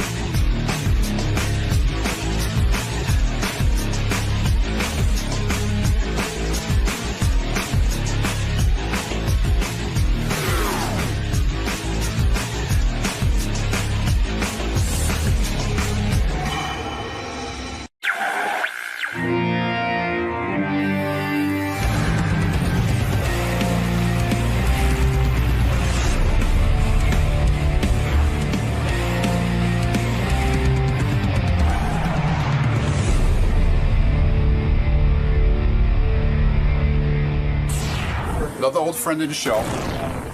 You gonna have a stupid comment about that? No, I have no stupid comment. All right, I'm just asking. Only intelligent ones. Oh, okay. You have an intelligent comment about that? A rock and roll legend. Okay. And an old friend of the show. Okay. All right. And we're gonna bring him in. Well, what's his name? Joe Walsh. You're rusty, man. You're old. I'm old. Says the guy in the tinted glasses. Mr. Joe Walsh, welcome back, sir. Thank you. How you doing? Good. How about yourself? Pretty good. Got a new album out? Got a new album out. Analog Man. One of the rare times I didn't stay up all night to come into the show. So you're feeling actually fresh. Slept. That should impress Howard. Right here, sir. Okay. There we go. So you're feeling fresh. You're raring to go. Today. I'm fresh and I'm ready to go. I hope he is. Oh, absolutely. Because I bet he's really nervous right now. You guys are old friends. You guys have been... We're old friends from golly. I don't want to figure out how old. But the new album's called Analog Man? Analog Man. First album in 20 years. All right. We'll see you in the studio. Okay. Good to be here. Joe looks good. Like his skin is good. But I'm saying for a guy who's been through what he's been through. Right. It's pretty amazing. He looks great. It's almost unfair. Because, He looks like, really... I would have done all that, too. That's right. He looks really healthy. Yeah, like he works out, I think. But I mean, he had a long time of, fucking up his body. Analog Man is his first solo album in 20 years. He says his wife is the one that got him back in the studio. It's Ringo Starr's sister-in-law, by the way, his wife of 3 years. Yeah, isn't that weird? Yeah. He sounds very happy. He's healthy. He's sober. He loves his new wife. Everything's great. Do you almost think musically, like Joe's in his own sort of genre? Like, I was thinking about this, that just to discuss a little bit. Like, he's not like a Led Zeppelin guy. He's not like He's not huge. He's not like a super, but he's been in a super group. But he's been big on his own. But he's overlooked, kind of. Oh yeah, like when you talk about the top 10 greatest guitarists of all times, why Joe's name is, it's always like Buddy Guy. Yeah. It's a lot of old black guys. I think a lot of people took him out of the running because he was such a goof. That's right, right. No, he did act goofy for a long time. Sorry, go ahead. He talks about how he talks to Ringo Starr for advice. He's very unaffected by his fame. Stevie Nicks, clearly sounds like she's still in love with him. She says that they broke up because they both had heavy cocaine addictions. But basically says he was the love of her life, and he's the only man she'll ever really love. 10, Howard! Something like that. It was pretty quiet. I mean, I heard it, but I knew about the Don Henley thing, but I never knew about her and Joe. Joe, come on in. Joe Walsh from the legendary Eagles, of course. Look at you. Gary's salivating over here. You look good, my man. Take a seat. Hi, how are you? He looks real good. Good to see you. Yeah, he does look good. You know, you look good. Are you amazed? Like, you know, you're so healthy now. You look terrific. You look like a different man from the guy I knew back when. I am. You are a completely different man. Yeah. Yeah, and it's strange even being in the room with you now because it's a whole different energy. I never That's because I didn't stay up all night. Well, I never knew the Joe I was going to get. Yeah. Were you? Do you ever go back and look at your old appearances, whether it's on this show or wherever you were, where you were really completely fucked up and on, you know, you were drinking? I don't even know back then. Were you just drinking, or were you coking and heroing and whatever you had? Really? It was what I did. Right. Till you were out, and then I left. Did you ever figure out?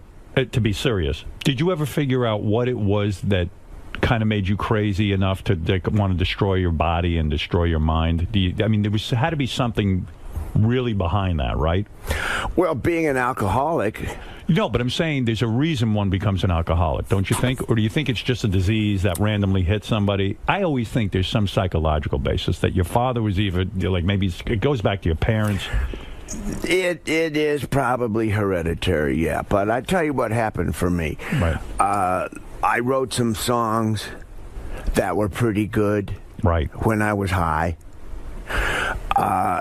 James Gang Rides Again came out, did really good. Right. Made that when I was high. So I made a mistake of thinking it was a winning formula. Right. I played some concerts in front of people when I was high, and they loved you. Well, they were high too. But, right. You know, yeah.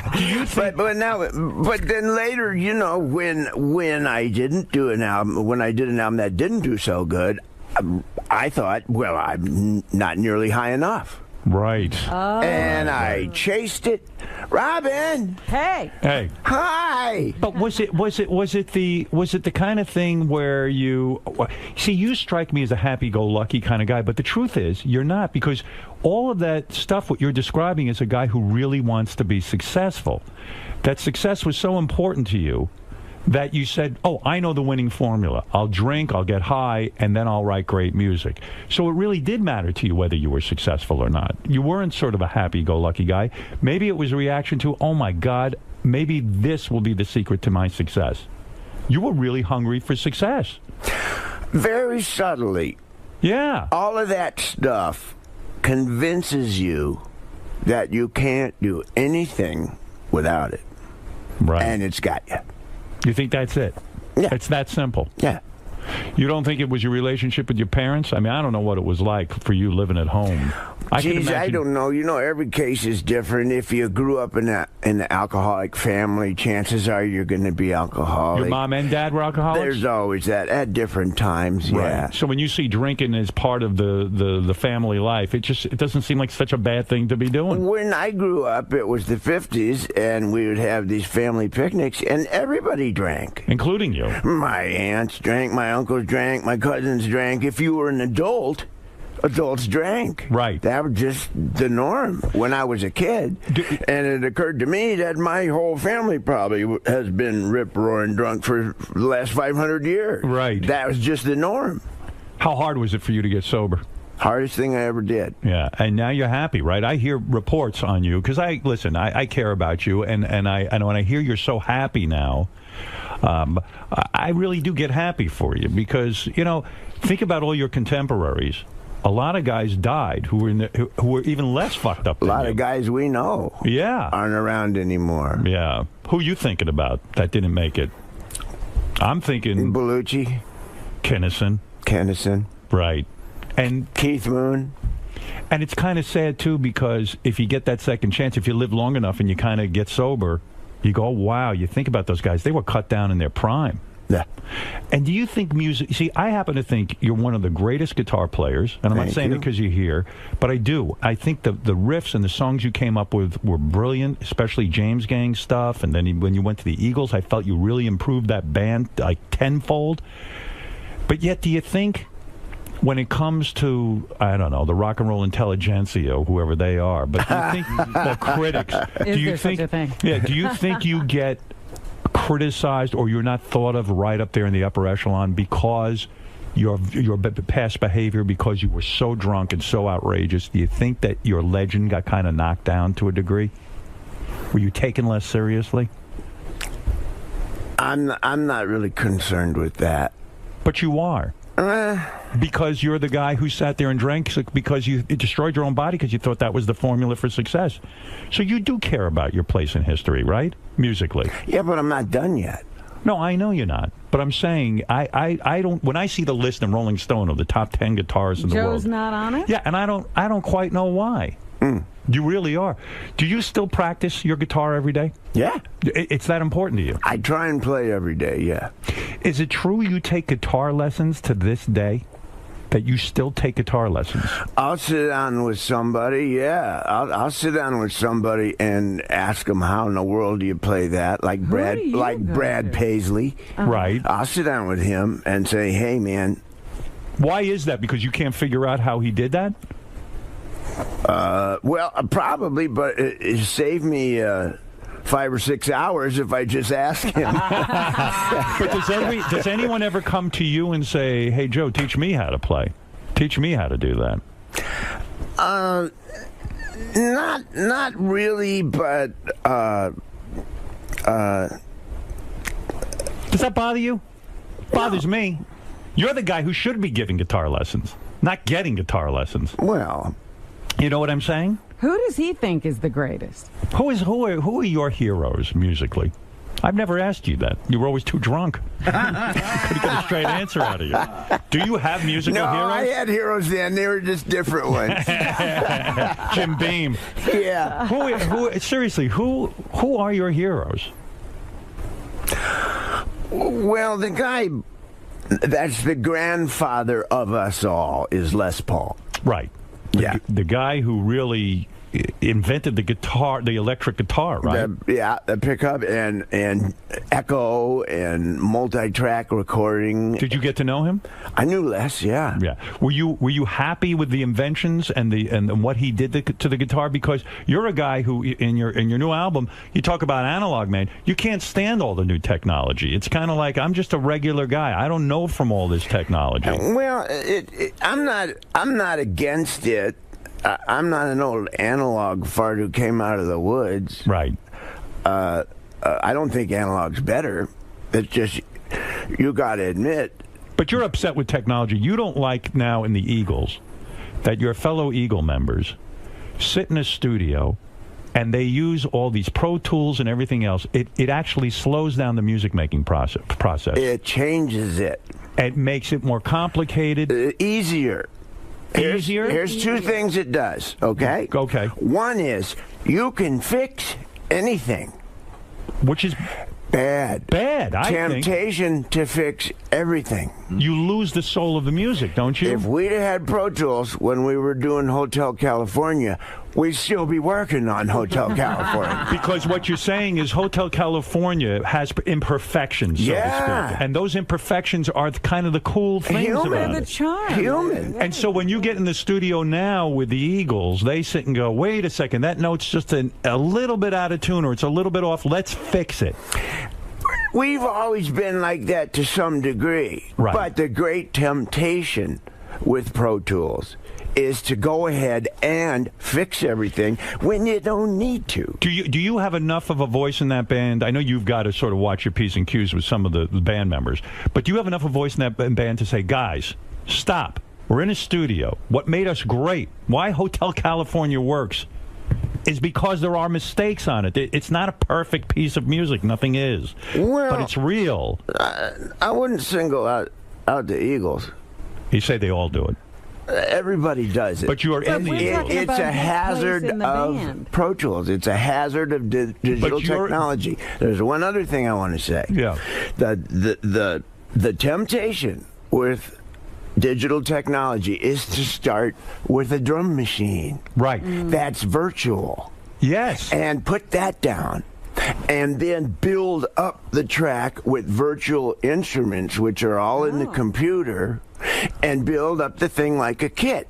And it never sounds quite as good. No. In the old days, you got some guys in a room, you mic'd them, and you pushed record, and you got the performance. Right, and isn't there something that comes out of that performance when a guy's sitting there, a drummer live, and all of a sudden he goes, wait a second, I have an idea.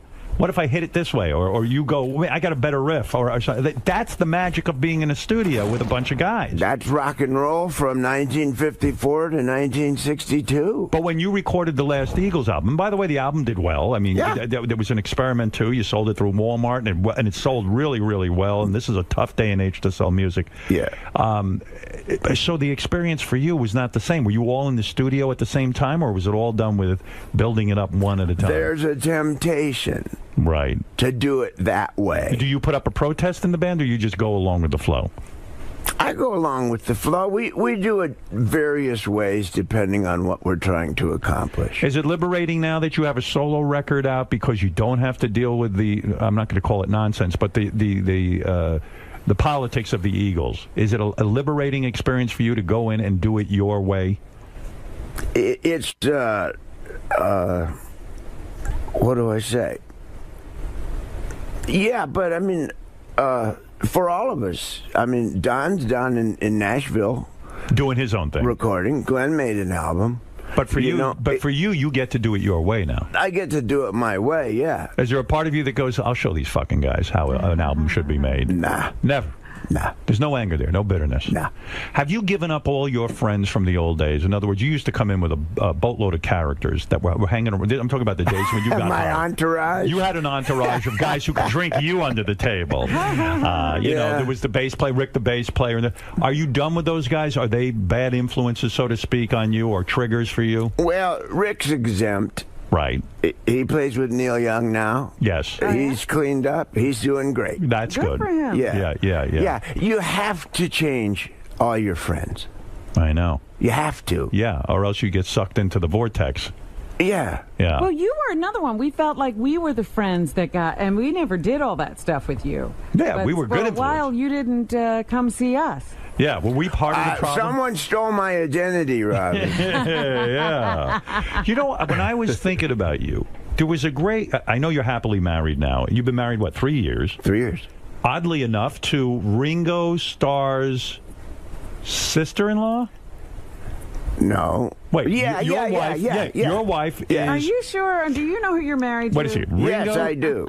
Yeah, who are you married to? My wife is the little sister of Ringo's wife. Barbara Bach? Right. Yes. And you are now happily married. It's the part of me that was missing. Because I remember you in the old days. You know, listen, you were high, and women were commodities. You used a lot of women, and they used you. I mean, it was a mutual use. They used you for your fame and your money and your power. Well, sometimes I think Joe forgot when he was on the road that he had another woman somewhere. Right. But did you have a whole epiphany about women? Like, that changed your attitude toward women, too? Well, the first thing that you can't do when you try to get sober is have a relationship. Right. They say that's the worst thing. Yeah.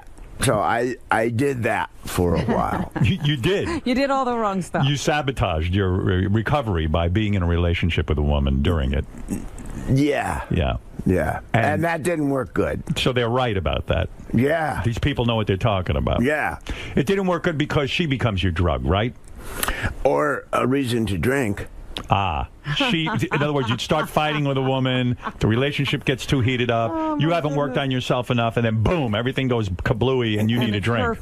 Women are a great reason to drink. Wouldn't you agree? Yeah. Probably just any relationship with anybody is a reason to drink. Like Joe's so charming, nothing could be a problem about Well, you know what? I think like Joe, I have problems with everybody, so I think anyone would make me drink. There you go. Man or woman. There you go. So, congratulations on your marriage, by the way. Oh, thanks. Yeah. I'm glad we're both happy. Yeah, no, very, very happy. Yeah. I really am. I mean, I understand what you say. To get a real partner. Yes. You know? And to feel good about that situation is remarkable. And it's the part of me that was missing. But don't you think it's the change in you that allows you to have that with a woman?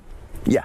That's what it is. Yeah. Yeah. You had to grow up. I couldn't have had any relationship like I was. Did you go back and say to any of the women you were with, and I'm sure you hurt some women and some women hurt you, but did you go back? Even remember, you used to have the great joke, my ex-wife plaintiff. Yeah, did you call plaintiff? Did you ever call plaintiff and say, which one? Any of them. I made amends to a lot of people. You did? Yeah. Was that hard? No.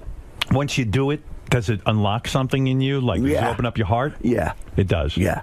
And so you would call, did you call your ex-wives? Mm-hmm. And you said to them, look, I'm sorry I put you through hell. I'm sorry I did I put you through hell. Were they all receptive to that, or did some of them say, you know what, Joe, fuck yourself? There was both. Both of those. Some people say, I understand.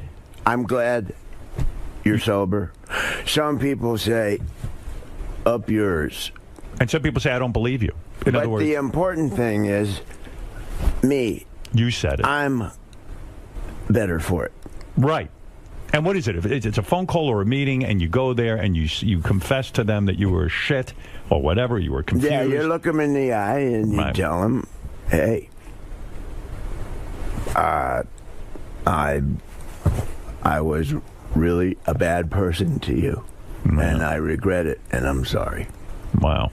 Boy, that's heavy. That's hard. It's heavy, but I mean, that's part of recovery. Because you live in all that garbage.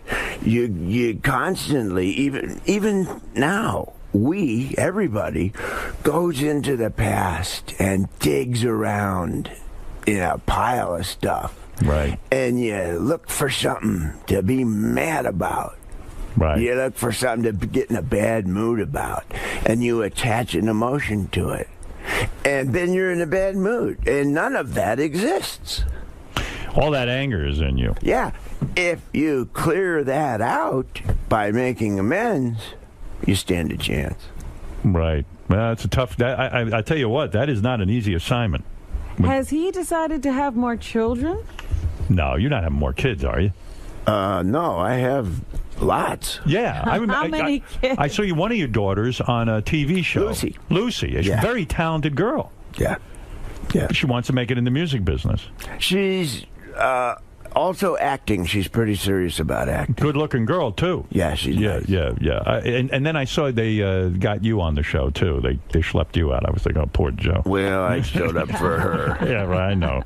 I knew you didn't want to be there, man. I was just watching it, and I go, oh, my God. Me and Dee Snider. Yeah, you guys were all on there. We showed up for our kids. But I know what that show was. Yeah. I enjoyed the show. Yeah. But it was the kids of rock stars who show up, and they had a competition. Yeah. So, but you see these competition shows. That's not the way to really make it. I'm a judge on one of these shows. I know you. How's that going? I love it. But I tell everyone. In fact, I don't know. You are. Well, you don't want to know something? In Vegas, I tell these guys, I don't know if they're going to show it. They don't show everything I say.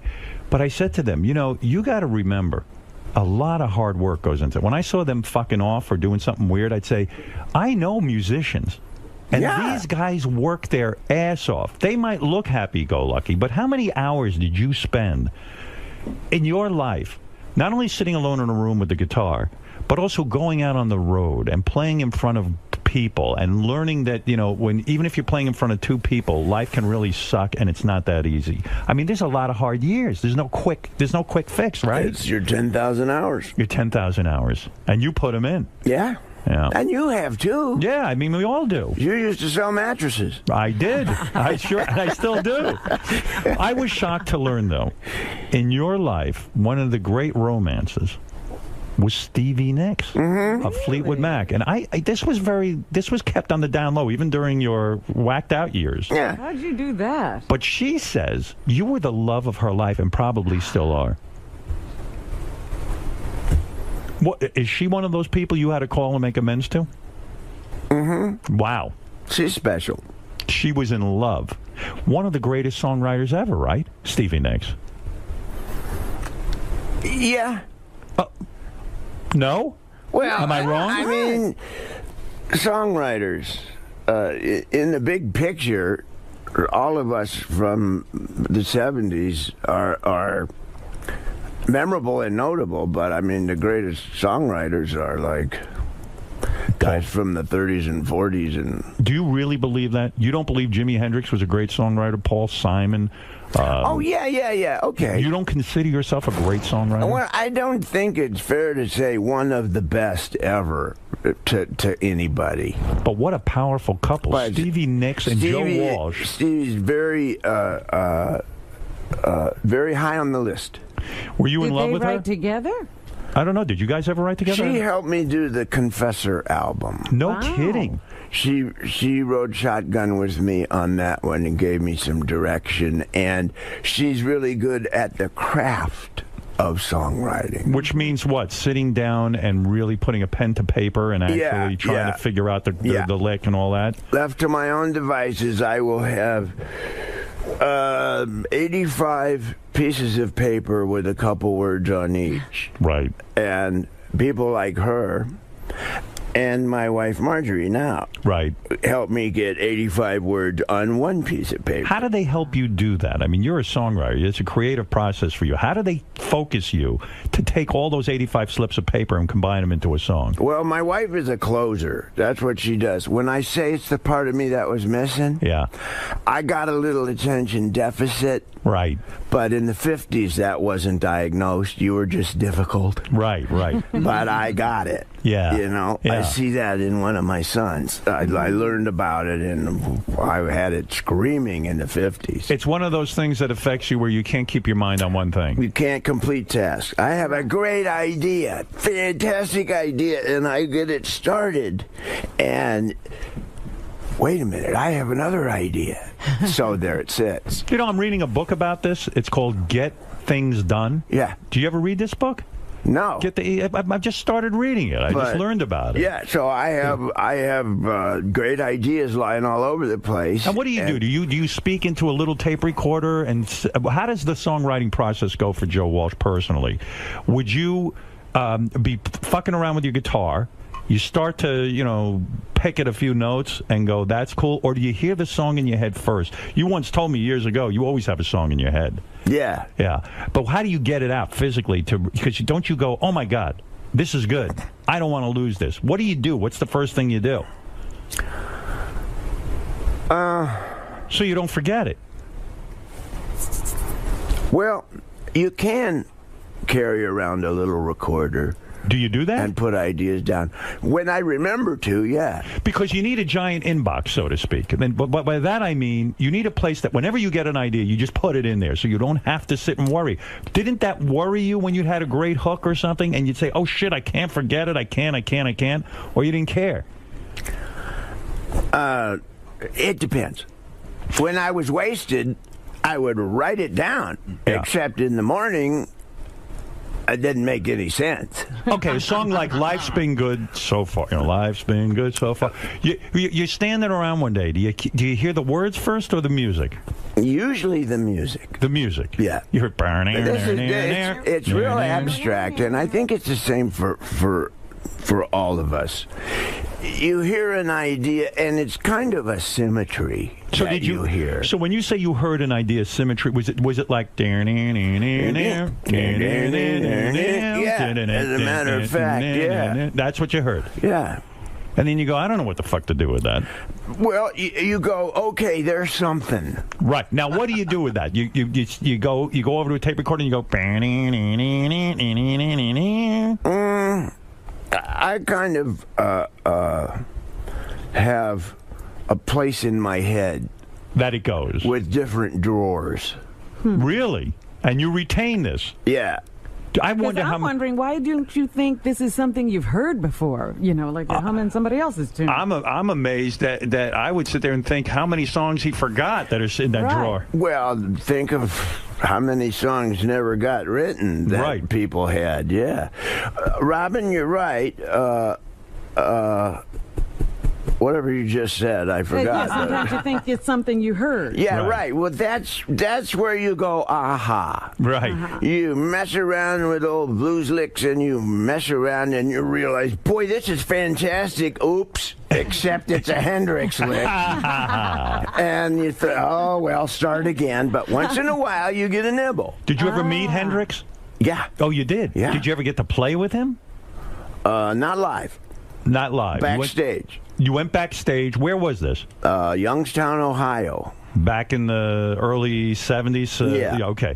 And you're, what, doing a concert? Yeah. James Gang concert at that point? James Gang, Hendrix, and Sly and the Family Stone. All on the same bill. Wow. Well, remember in those days? Wow, yeah. You had 3 headliners on a show. And who opened that show?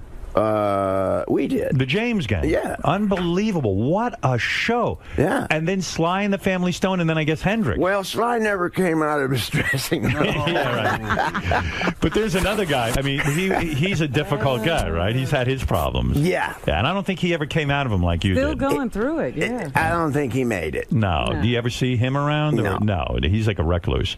There's been Sly sightings, but... Right. Yeah. Yeah, I saw him on some award show or something. Yeah, but a few months ago, we were reading that he was in a trailer parked outside somebody's house. Right. Yeah. Yeah. Thank God you didn't go that route. Yeah. Well, yeah. Yeah. And does that give you the shakes at night sometimes? You go, shit, I could have really, really fucked up. Oh, yeah. Yeah. I am so grateful to be alive and sober. So Hendrix is backstage. And what happened? He's backstage. We're in a like dressing room. Oh. Which is like where a hockey team changes or something, you know. Not glamorous. That, so yeah, right. And he's there, and I finish, and we finish, and we're in the same dressing room. So he's sitting playing his guitar, and I come in with mine. Right. And you have a jam session, so to speak. A little bit. Yeah. I showed him my guitar, and he showed me his. Do you get intimidated by a guy like that? Nah, he was a wonderful guy. Of course, I'm intimidated. By his talent, I mean. By him. He had an aura. I mean, he had feathers on. I mean, it was terrifying. Well, you talk about that. I read that Clapton and a bunch of other guys at the time who were considered top guitarists all went to see Jimi Hendrix when he first came on the scene. They went to a club and they all looked at each other and they went, shit, we don't even really play the guitar. What the hell are we doing? What are we doing? That was the famous story. Generally thought by the community. Yeah. What the hell are we doing? Did you feel that way? Yeah. You did when you played with him. Did he say, "Oh wow, Joe, maybe we should get together in a studio and do something together," or never got that far? No, never got that far. But he showed me his guitar, and I paid attention to how the heavy strings, light strings, right. How high are the strings? What's the action? Because he was a tough one, because he was left-handed. Right. So everything was backwards. That's why he sounded like that. None of us right-handed guitar players could do what he was doing. Was he playing a lefty guitar? No. He was playing a right-handed guitar upside with his down. Upside down. Oh, wow. That's why he sounded like that. Are you and that's kidding? why we couldn't crack the code. Oh, my God. That's fascinating. Yeah. That's why we were all hitting ourselves in the head. But that's why you're a great guitar player, because you're a student. You sit there. Those are the guitar lessons you talk about. Yeah. Sitting with Jimi Hendrix, it's a master class. Yeah. Wow. Even if it's 3 or 4 minutes. Right. And I had a Les Paul, and he looked at that, and he was really, really nice, and just a good guy. Isn't it weird too? Because Hendrix is, of course, remembered for his music, but also for the excesses, like the drug taking, fucking chicks, getting plaster cast on his dick. It takes away from his legend in a way. It really does. That's the way it was back then. That's all I can say. Yeah. You could get away with a lot of stuff back then that you can't now. Right. You probably noticed. Yeah, oh yeah. It's a whole different universe, isn't it? Yeah. And Joe, where do you think rock and roll is going? Speaking of back then and today, like there's not rock radio stations. Boy, Robin, that's a good one, Is rock dead? Yeah, I think so, pretty much. It's pretty dead because there's not a lot of rock and roll radio stations. And we were talking about this on the show the other day. We were talking about that it's almost like, I think Robin said it, that rock and roll is going to be like jazz in a way. It's going to be just this art form that existed and was big, and then some guys will still play it, but it's not going to have. It's dead, but it's not dead, but it's not number one. Country's number one. But I never thought I'd see the day that, you know, rock and roll was such a part of my life. Howard, think of it. That's what Analog Man is all about. Right. The new album. The digital technology is nice, but along with it is this virtual world that we all go in more and more. Yeah. And it doesn't exist. It's in a computer. It's an illusion. And we sit in chairs. Our bodies sit in chairs for hours waiting for our minds to come back. Yeah. I like side B. Right. I like cart machines. You know, it's different, man. It's different for us. Yeah. And the problem with the digital technology, right? It ate the record business. It did, yeah. It ate radio. So you're not on Twitter, are you? It ate intellectual property. Doesn't that drive you crazy as an artist that, you know, a guy who's like you, like a musician who comes up now, they can't even sell a record because everything's out there for free. People don't go and buy DVDs and CDs. I know. They rip them off and that. It does seem unfair, right? People ask me, what advice do you have for the upcoming musician? I don't have any. I'm trying to figure it out, too. What is your game plan with the new CD? In other words, it's hitting the stores, I think, today, right? Tomorrow, all right? And you have a new single out. But what's the game plan? Can you really... Well, I guess you could go around the country and play these songs. It's almost like starting over. Joe Walsh is one of the biggest names in rock, and yet it's almost like you're starting over again. You got to go out, play for audiences, and introduce them to this music. It's a fresh start for me. So what are you going to do? What's the game plan? Well, the deal with everything is, in lieu of record companies, the way to do it now is the social network. You have to get visible. Yes. If you can make people aware that you have a record out, they'll find it. Right. So your game plan is to use social media and sort of get there. Because like, look at some of the great artists. Paul McCartney just came out with an album. Nobody gave a shit. You know what I mean? Paul McCartney. It's like... It's like everyone has an even playing field now. There's nowhere to go. There's nowhere to bank on your name. It's just that you know, I feel great for guys like you who have an audience already, and you can go out and do a James Gang tour, or you could go do a Joe Walsh tour, or you could do an Eagles tour. So you're fine. Nothing's going to bother you. But when you put out new music like you just have, that's the conundrum. That's the thing that you can't figure out. You can't assume that you're going to have a hit record. No. What's platinum now? 50,000 copies. That's right. Go make a living doing that. Woo! Right. How many records How many records between the Eagles and the James Gang have you sold? And Joe Walsh solo stuff? I don't know. You never counted it up? I lost count after about 85,000. I was counting them on my fingers. Somebody said, you mean you really don't know, Joe? Isn't that an impressive number to know for yourself and look back and say, you know what, I can reflect on that number? Probably, but in that category, I'm not really that big of a fish. Look at somebody like Jeff Lynne. Now, Jeff Lynne produced your new record. Yeah. Jeff Lynne was, of course, of Electric Light Orchestra, ELO, and he's a great legendary... That guy sold some records. Did he? Yeah. More than you? ELO, I think so. But if you count the Eagles... Well, Eagles, Eagles. Eagles are one of the biggest selling bands of all time. Yeah, Hotel California, I think... California isn't that the one album that... I think that's the #1 album for the Eagles ever. Greatest hits. Greatest hits. Greatest hits. Yeah, oh, we wow. go back and forth with Michael Jackson. What's the best song you ever wrote? Seriously, out of all the songs. I have, I don't know if it was Funk 49, Walk Away, I don't know. I could name Rosemary... Rosewood Bitters? Rosewood Bitters is more, I think, all these great songs. What is the greatest song you ever wrote that you're most proud of? The one you love the most. Yeah. Eagles-wise, I co-wrote Life in the Fast Lane with Don and Glenn. Right. Yeah. Solo-wise, Probably Rocky Mountain Way. Yeah, what a song. Do you still stop and listen to that on the radio? I mean, it's on the radio all the time on classic rock stations. If you hear it, will you stop and listen to it and go, man, that's a good fucking record? Or will you just, yeah, will you just tune by and say, I don't want to hear it again? You know, one of the things that makes it magic is it's a bunch of guys playing in a room. Right. Rocky Mountain Way. You're listening to how it was made. That groove, you can't do with Pro Tools. No. And you remember when you came up with that, or were you so drunk? Like, was that part of your drunken formula where, like, hey, I get really high and I write?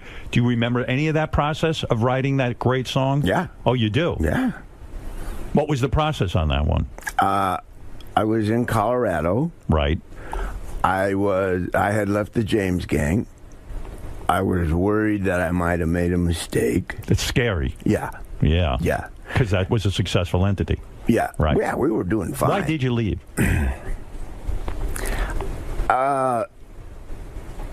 3-piece band. I just got saturated with playing really loud and being like a kick-ass guitar guy. Right. Playing through Marshalls and stuff. Why, you thought on your own you could, tone it down? I was hearing all these songs, like, with a piano. And they didn't want that. The other two guys were against it. Kinda. And also your audience demanded you be a certain sound. So if you went to a piano, you were afraid the audience would reject. So you just said, fuck it, I'll leave the whole thing. Yeah. Did those guys want to kill you for breaking up something successful? No. Did you call to apologize to them when you got sober? I didn't have to really apologize. I apologized when I quit. I just said, guys, I can't do this.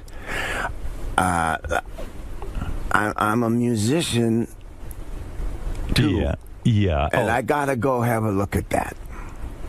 And so so you were scared, you were in Colorado. I'm in Colorado, okay. And I have an album done, which was the Barnstorm album. The first solo album I did, and I'm mowing the lawn. And you were mowing the lawn. I was mowing the lawn. Yeah, rock stars mow lawns. I didn't have any words for Rocky Mountain Way, but we had the track done. Right. And I'm just dead in the water about this song.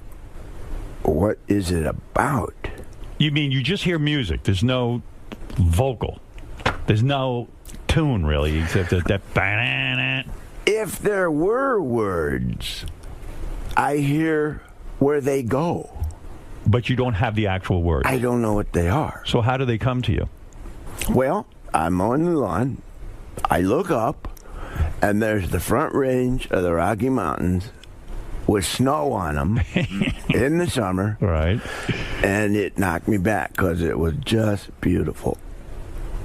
And I thought, well, I have committed. I'm in Colorado. It's too late to regret the James Gang. The Rocky Mountain Way is better than the way I had because the music was better. And I got the word bam. And he's telling us this, tells us that, changes it every day. That's about the James Gang's manager. Right. We don't need the ladies crying because the story's sad. That's giving up the regret of leaving the James Gang. And I got all those words all at once, and I ran into the house to write the words down. And the lawnmower kept going over into the neighbor's yard and ate the garden. It was an expensive song to write, but... Oh, I got the chills when you tell me that. Yeah, that's incredible. I get the chills because that's such a fucking cool process. I wish I had that ability. Yeah, that is amazing. Do you have trouble with your neighbors? You had a problem where some neighbor was like stalking you or something, or you had to go to court with the guy, or there was something, he came over with an... Oh, yeah, that guy. What happened there? He finds pieces of property and builds houses on them. Right. And they shouldn't really have houses on them. Right. But he has friends at City Hall. Oh. And,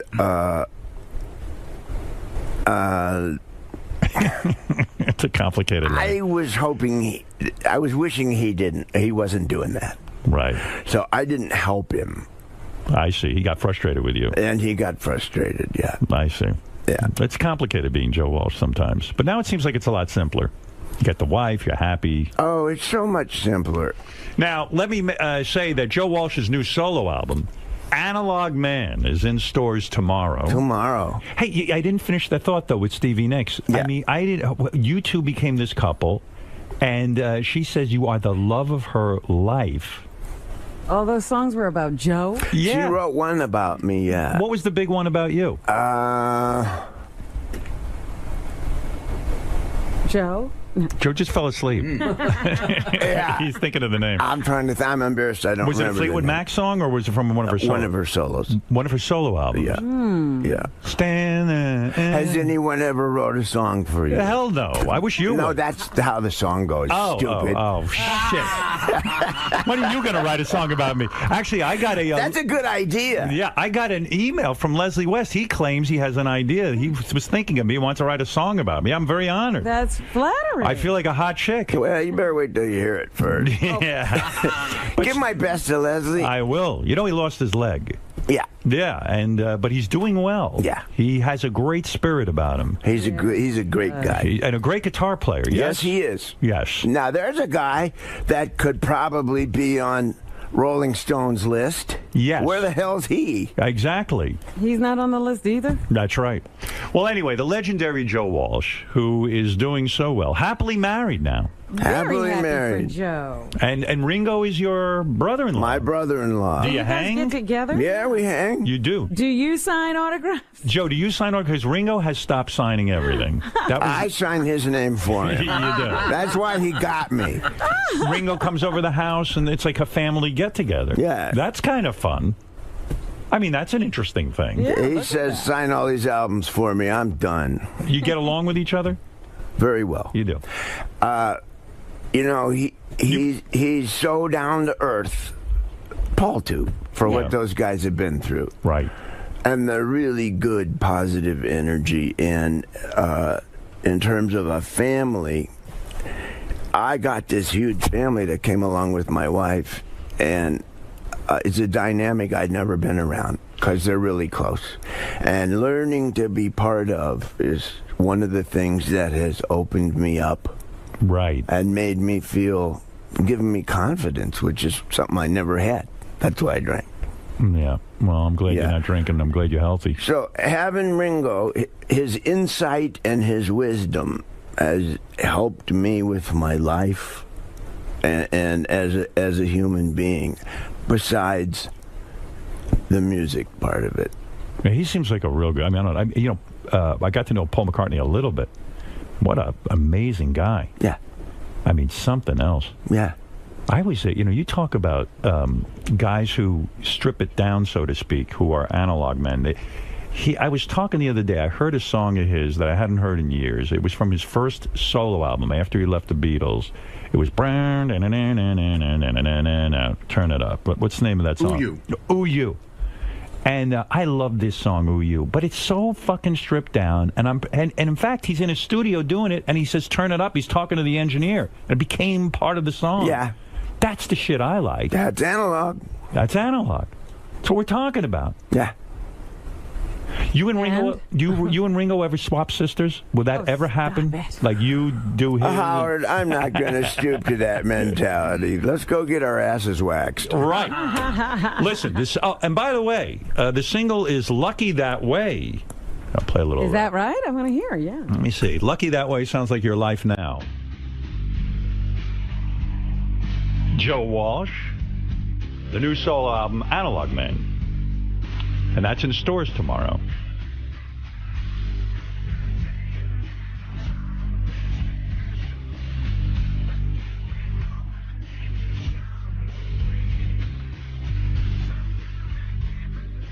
Why do you always do that? In a lot of your songs, when you're singing about yourself, you say, "I'm not that special." But you may know me. Even like in Life's Been Good, you're like, "Yeah, my fans love me, but I'm not that great an artist." Why do you put yourself down in your own songs? Well, I could either explain it or you could listen to the song. Okay. It's in there. Okay. Oh, it's in there. All right. It feels good to be you. It does.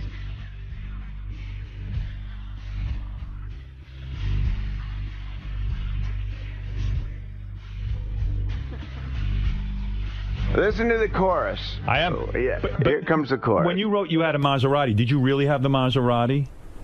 It would be logical. But do you really have the palm trees in the swimming pool now? Yeah. You do? Yeah. Here we go.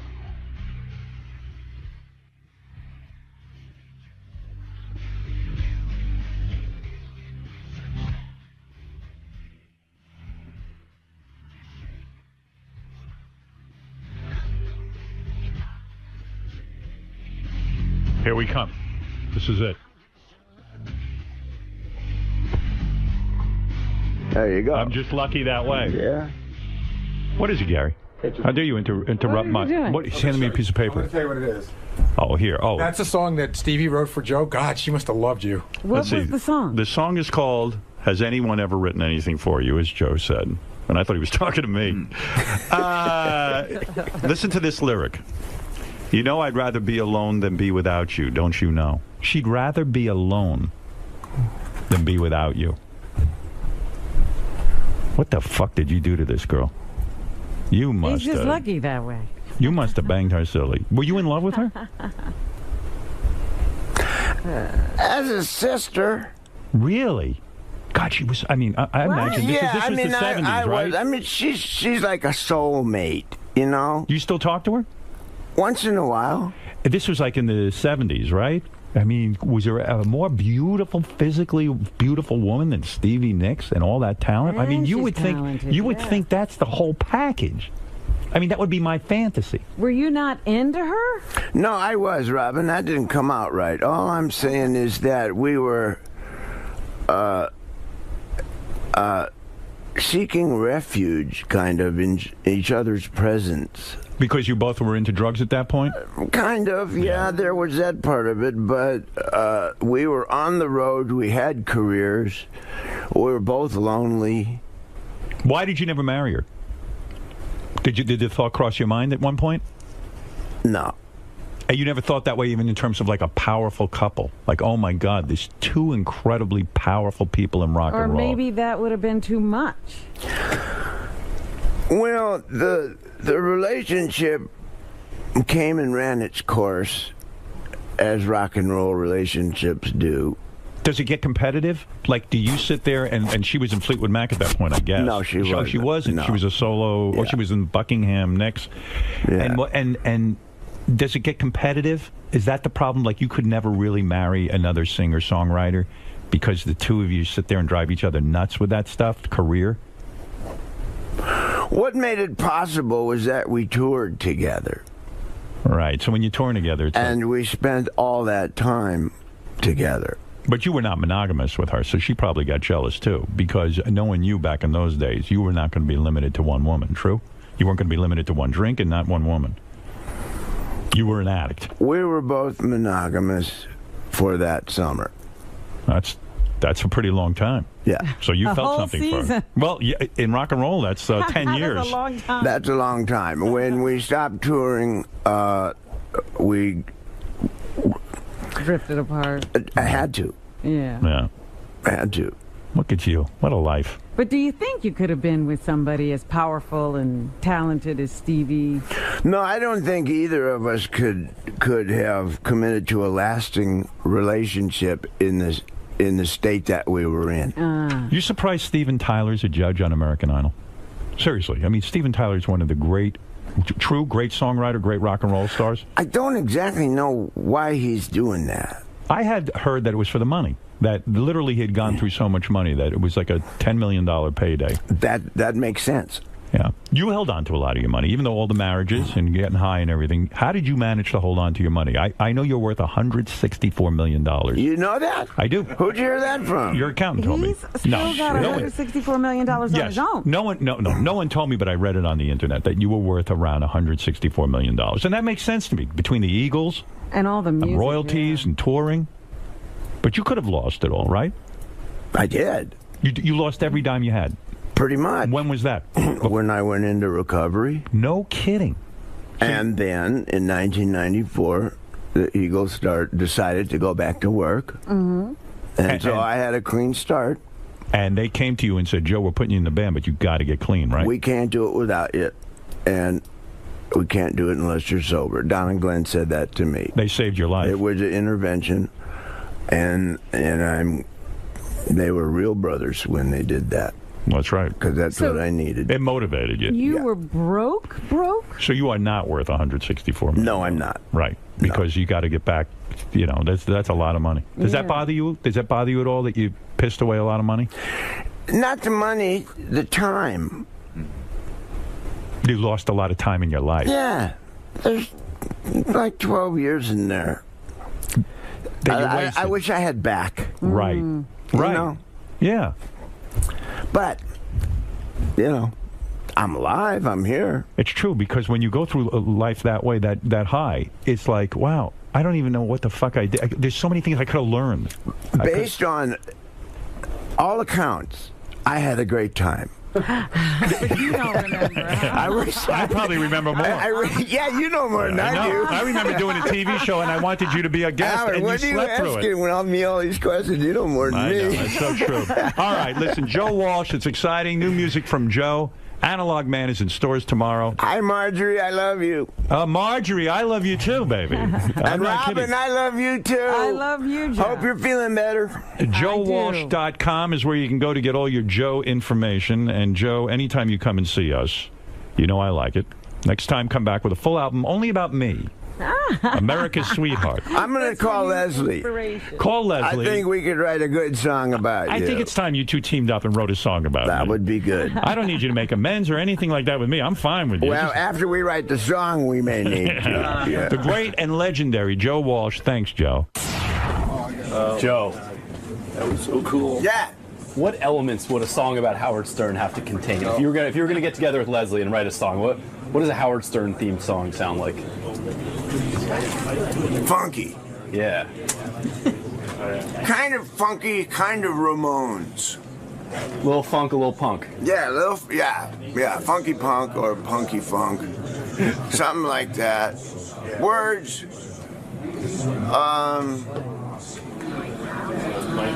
Parts of it really nice and friendly and parts of it awful. You know, like Howard. Reflects his personality. Yeah. Yeah. I'm going to talk to Leslie West, and I'll get back to you with more of it. Cool. I think that would be a great song to hear. Now, we got to think of stuff that rhymes with Stern. Burn. That's your homework assignment. Burn is my first word there. Yeah. He's got a fire inside him. Yeah. What rhymes with Stern? Well, no, I'm not going to go there. Great to be back. Joe, it's great seeing you. One quick thing I was going to ask you. You guys seem very like-minded when you talk about, digital technology and the virtual world and its influence on music. Do you think Howard's an analog man in spirit? The way he approaches his show and the love of the performance and some of the errors that come along with it? Howard wouldn't be Howard without all those analog years of being on the radio and, like I say, cart machines and stuff. Howard very good and belongs in the digital age. I know about it too, but Howard wouldn't be Howard without all those years of knowledge and insight of the analog days. That's all I'll say. All right, Joe. Best of luck with the new album. Yeah. See you soon.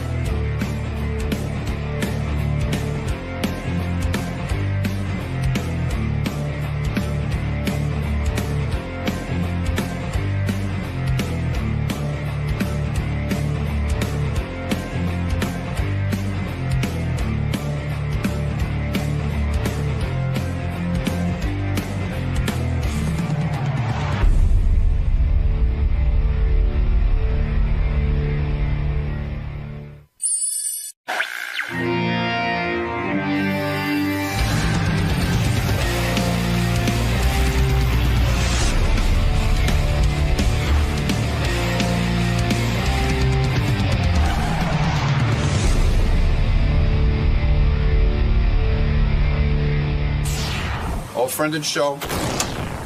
It's Old Friends Week at the Stern Show. Today's Joan Rivers. Okay.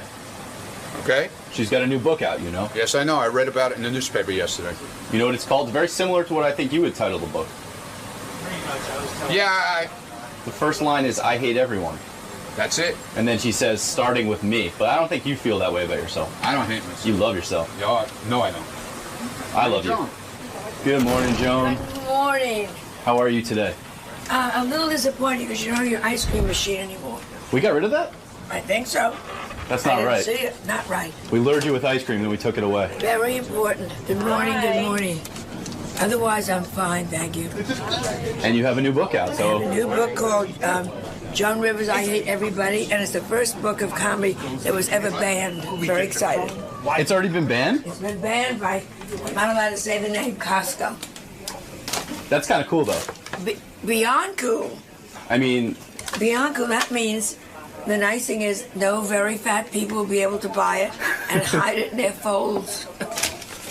But everywhere else you can pick it up. Everywhere else you can pick it up. Just not if you want to buy bulk No, food you can't items. buy it in bulk, can't buy a pallet. You can go to BJ's and buy it. Well, So welcome. that's what's going. I'm thrilled to be here. Good to see you again, Joan. It's good to be going on the air like a real big person.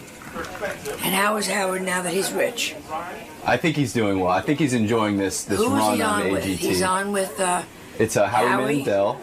and Sharon. Yes. Okay, good. I think he's enjoying this run, though. He should have done this a long time ago. You've said it since the beginning. From the beginning. He's terrific. All right, I'll let you get to Howard. Thank you. Hey, there's one other interesting thing, Howard. You know, it's funny. Tim had dinner with David Brenner last night. Yeah. And, you know, David Brenner's like trying to figure out, you know, how to reinvent himself and everything. But the question is like, Joan has sort of managed to remain iconic. And I know it's because she's funny. But there's a lot. Maybe it's because Joan just never stops. Maybe that's why. But she's certainly put herself in a place. Well, she's also, like, she's willing to say shit that, like, David Brenner won't. I guess that's what like it is. She's outrageous. Look, I gotta tell you, I just filled her in on Robin in very broad strokes because she didn't know anything, and she's already she cracked like 3 jokes in there that made me laugh my ass off. Oh no! No, they're not bad. They're just stupid. But they're nothing that will insult. Robin will laugh at them, and I would tell them to you, but I want you to laugh at them. Okay. Hey, Joan Rivers is here. Joan Rivers just came out with yet another new book, I Hate Everyone, starting with me. It's in stores today. A living legend. Now, is she calling herself a living legend now? I'm calling her a living legend. She's an icon, don't you think? I didn't know if that was in the copy or if you said that yourself. No, I'm calling her a living legend. I'm calling Joan a living legend. I certainly think so. What? Thank you. You refuse to do the show without Robin? I don't do the show unless Robin is sitting there. Robin's gotten so lazy with this show that she does it from home now. That bitch has lost so much weight. That's right. You can't find me I love you on the thing with Howie Mandel and Sharon. America's Got Talent. Oh, well, you know the name. I don't have to learn it. Yeah, why do you need to learn that? Why do you need to be bothered? I enjoy doing it, I believe it or You not. look like you enjoy doing it. I'm having a lot of fun with it. Yeah. And I said, you know, what is left to do in my career except shock everyone with doing a family show? Yeah. You know, I mean, really, when you think about it, who would have expected that one? But you're so cute, and so I go back to NBC when they had you in that closet. Yeah. Remember that? Right. Yeah, So long way. You should have done this a long time ago. You know, it's funny. Gary was just in here. We were talking about you behind your back, and I said, you know, and he said, you know, we have had so many comics on our show over the years, and we were just naming all the people who kind of have disappeared in terms of their careers. And Gary goes, don't you think it's amazing that Joan Rivers, I mean, really think about it. Like, she's still relevant and funny and like really has a real career as opposed to like a Mercy booking somewhere. Yeah, thank God. Yeah, and it is amazing. So he said, what do you think the secret is? And I said, I think the secret is she's funny. You know, she's like... she's actually talented. I keep looking over. Yeah, I know, but I can't imagine... Oh, you keep looking over for Robin. For Robin, Right. he had his stupid voice. Well, I keep looking for her. I want them to tape a picture of her over there. What are you people talking about? What are you talking about? But no, it's hard work. No, yes, because funny. Aren't there days where you go, I don't want to keep up with pop culture? No. Honestly. I don't want to keep up. I don't want, if one more person says, I love John Carson, who gives a shit. Nobody remembers The Johnny. man is disintegrated even in his coffin. Right. There's nothing left there except 3 bones. Although I did watch a special on Johnny Carson, and you were a part of it. And you were very complimentary to him. And they cut out the one part, the truth. It's where that I called him, and he hung up on me. And they have all these people saying, look who's saying it. The producer who hates me, who I hate. They cut that out. And they have the people saying she never called him. Oh. And I called the producer. Then they wanted me to do PR for it. And I called them up. I said, you have just perpetrated a lie. Right. Well, Johnny's wife, I said, oh, the third wife with the implants. Right. Yeah, she was walking the beach looking for him in Malibu. I know how she met him. Johnny's wife has a say on the special? Yes, she decided. Alex decided. Is it true that... Number 22. Is it true that your birthday is coming up? Yeah. Can I say... are 79. You, How about that I didn't know one? if you gave that out, but... That's amazing. Can you believe you're 79? No. I'm in perfect health. That's the joke. And everyone around me is dropping dead. Because I can't even believe it's 79. Like, when you wake up in the morning that you even care I don't even think about your career. I really can't believe it. But I love what I do. Yeah, What am I know, gonna- but, like... Howard, they just banned my book. How fabulous is that? Yeah, that was weird. Fabulous. It's some asshole. Who is banning But your where book? was it banned, by the way? In I'm not Walmart? allowed to say the name, so you have to give me a hint. Okay, Walmart? No. No? Costco? Okay. They banned your book because, well, the back... People that sell pink meat. It's funny. It says here on the back of your book there are quotes. Will Chamberlain said about your book, "If I was alive, even I wouldn't fuck her." Yeah, that's what I wrote quotes that I thought were appropriate for the book. Dr. Kevorkian said of your new book, "This author should be euthanized." That's right. Maria Antoinette was the one they didn't like. It says, "Let her eat shit." Yeah, I thought that was a testimonial to their produce department. So they were afraid that if someone picked up the book jacket, they would see the word shit, and then that would corrupt them. That would, would meanwhile, they offend sell people. ammo to children. Right. You know what I'm saying? I don't know. Who was ever hurt by that? Yeah. But Oh, it's so stupid. But I got so excited because I'm from the generation where they used to ban books in Boston. Right. I said, this is fabulous. Because Well, it's it a is funny, good. funny book. It and is it's- funny. In fact, I was looking through the book. As long as we're talking about your book. Oh, we don't have to. No. I want to talk about it because there was one quote that I thought was outrageous, and in a politically correct society to say this, I'm going to quote you now. I thought this was pretty wild. Let me find it because I have a lot of quotes. I here. have never been politically correct. All right, listen to this. You write about in your new book the TV show Glee. Yeah. You say on Glee, all the homo kids. Now, this is a quote. Okay, because a lot of people aren't saying that kind of stuff anymore. Okay. On Glee, all the homo kids are smiling and giggly, and they spend every day singing in the halls. When I went to high school, the homos spent most of their days hiding in their lockers crying. That's right. You feel a show like Glee should be about kids hiding in their lockers, right? Everybody's happy. The fat girl is singing. Yeah, right. It's true. In high school, where is the reality in that? The There's fat girl had to none. hide. Leah Michelle, whose nose continues around the corner. You're like, what planet is this? Yeah, this is not the high school I went to. Well, maybe the feeling is if they present an imaginary high school where everyone has fun, that all the high schools around the country, all the kids will think They'll gay shape people up. are fun. and Let's they'll be include nice. the crippled kid on the team. I was on the baseball team. I played so far out. By the time I came in from the outfield, we had to go back again. Do you think it built your character, Joan, that you were ostracized as a teenager and that you were locked in your locker many times and things like that? Like, in other words, it built character. It can't all be good. I think it's great sometimes. And I'm being serious now. Go ahead. That you get a couple of knocks. I think the stupidest thing is all these little crappy kids who can't play. They all get like a certificate. A trophy. You were good. You get a trophy. No. You were bad. Oh, you know what I hate the most? What? When people say to the child, the divorce had nothing to do with you. Meanwhile, your big head stretched your mother's vagina. and She's flapping in the wind. It's so big that the husband didn't want to bang her That's anymore. it. The husband and 4 people were in there. You make a good point.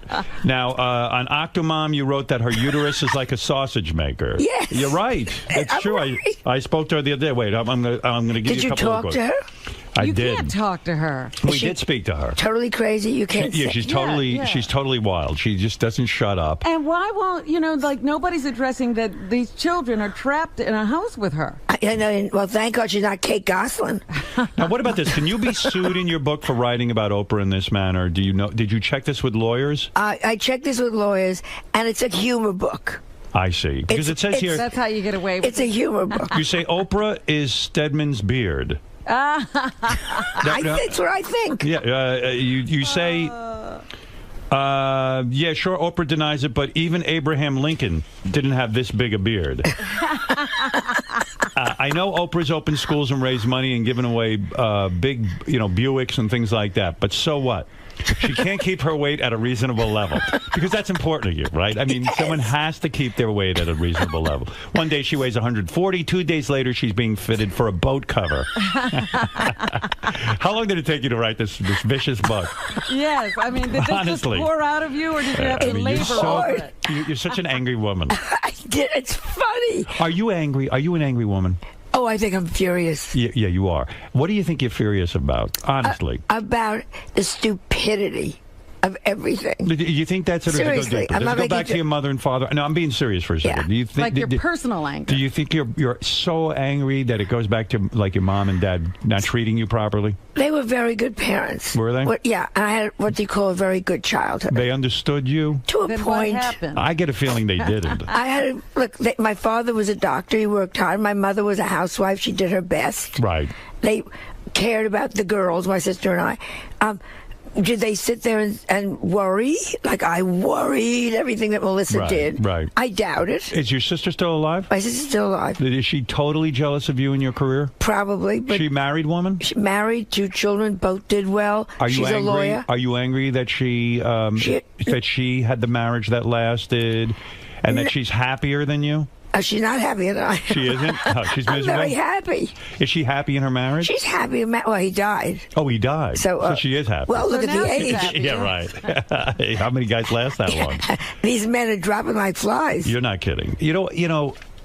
So when you write a book like this, you sit down, and how long does it take you to write a book? I wrote it it's a humor book. It's just what I think about everybody. Right. And what I think about everything. Children on planes.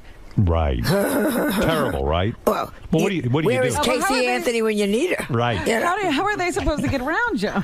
I don't care. When I had Melissa, we went on a plane. I would bring wrapped gifts. Like, she had a Barbie doll, so I'd wrap up a pair of shoes. Every half hour, she got another little present that she had to open and play with. She was my responsibility to keep her quiet. So you kept her quiet by doing that on the plane. That's very fair to the other passengers. That's the only way you should do it. Right. You planned ahead. Or chloroform it. I mean, you got 2 choices. Yeah. Because I went to the movies the other day. I went to see Avengers, which is a scary movie to bring a 5-year-old to. And these 5-year-olds, I mean, you can't do that. You can't bring a 5-year-old to a movie like that. And God forbid you turn around and say, please keep your child quiet or get out. Oh, I told the woman to get the fuck out. Good. Yeah, I really did. You should. Yeah, I'm glad she didn't punch me in the face, but I mean, I was really pissed. The kid's going, Mommy, I'm scared. I'm scared. And I go, get her the fuck out of here. Take him out. Right. I'm angry, too. I took Cooper out of Mary Poppins. He got scared of that ugly Mary Poppins, so he left. Your grandson got scared at Mary Poppins? Well, he was young. I'm worried about this kid. Well, listen, an ugly woman with an umbrella. Do you get jealous of female comics, particularly female comics who, like, you kind of see, like Lisa Lampanelli right now is very hot, right? Well, to a point. How many black I fucked him jokes can you do? So you're not thrilled She'll with cool her? off. No, she's a one-note comic. She's fine, but she's not. Here we go. She's fine. Why are you being diplomatic? Because she's going to come after me, and she's probably a very nice girl. Oh, my. No, but I'm I saying, don't think like some people say Lisa Lampanelli is the new Joan Rivers. You know, they're always looking for the new Joan Rivers. But you feel she has not earned that title. Oh, no. She's very good on a certain level. Right. And Joan Rivers, we don't need a new one. We got one. And I think this sounds terrible. It's I think I'm unique. I think I'm very lucky. Well, you are unique. And I think I'm the best stand-up alive today. How about but that? you're not gracious, let's say, No, to I'm not like gracious. Lisa. Right. You're like, I don't need to be gracious to Lisa. Like, you don't feel like, hey, look what I've created. I've created a job for a lot of women. Are you gracious? I'm still in. I'm not gracious. I'm fighting for where I love what I do. I do it great, and I get out of my way. So if you see Lisa Lampanelli, do you go up to her and say, "Oh, you're doing fine," but you don't embrace her? I'm doing. She started with me one time. She did? About something. I thought, first of all, I didn't even know who she was. Right. So then they said, well, Lisa Lampanelli said, they didn't use her on the comedy special. Right. My comedy thing. So she started doing a lot. I can say, who is she? Right. You know. And then I saw her stuff.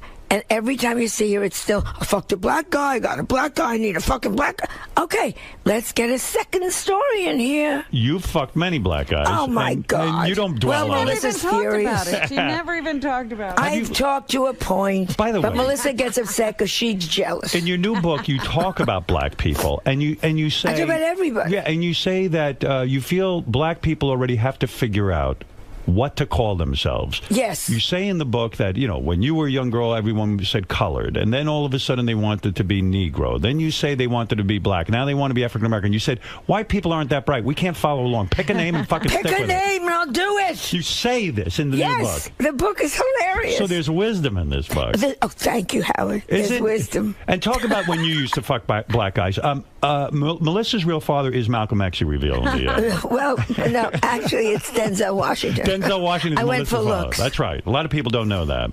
79 years old. Yeah, but I just got my checkup. And you're still fighting with these young comics. You're goddamn right. Maybe that's what keeps you alive. And when they come over to me and they say, you opened the door, and you want to say, sweetheart, I am still opening those doors. Doors you won't even see for 10 years. And you say your health is good. Have you been to the doctor? Yeah, all the time. And you probably go like constantly, right? Yeah. Because you want to make sure you're going to stay alive. Yeah. You're checking everything. Right, well, Melissa always says things like, if you get pains in your left arm and short of breath, that's good. It means you're losing weight.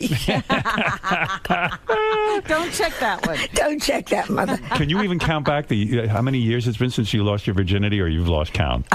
Well, it's all grown back. You're kidding. You haven't gotten laid in so long that your virginity I wouldn't grew know. back. This hotel has been closed so long.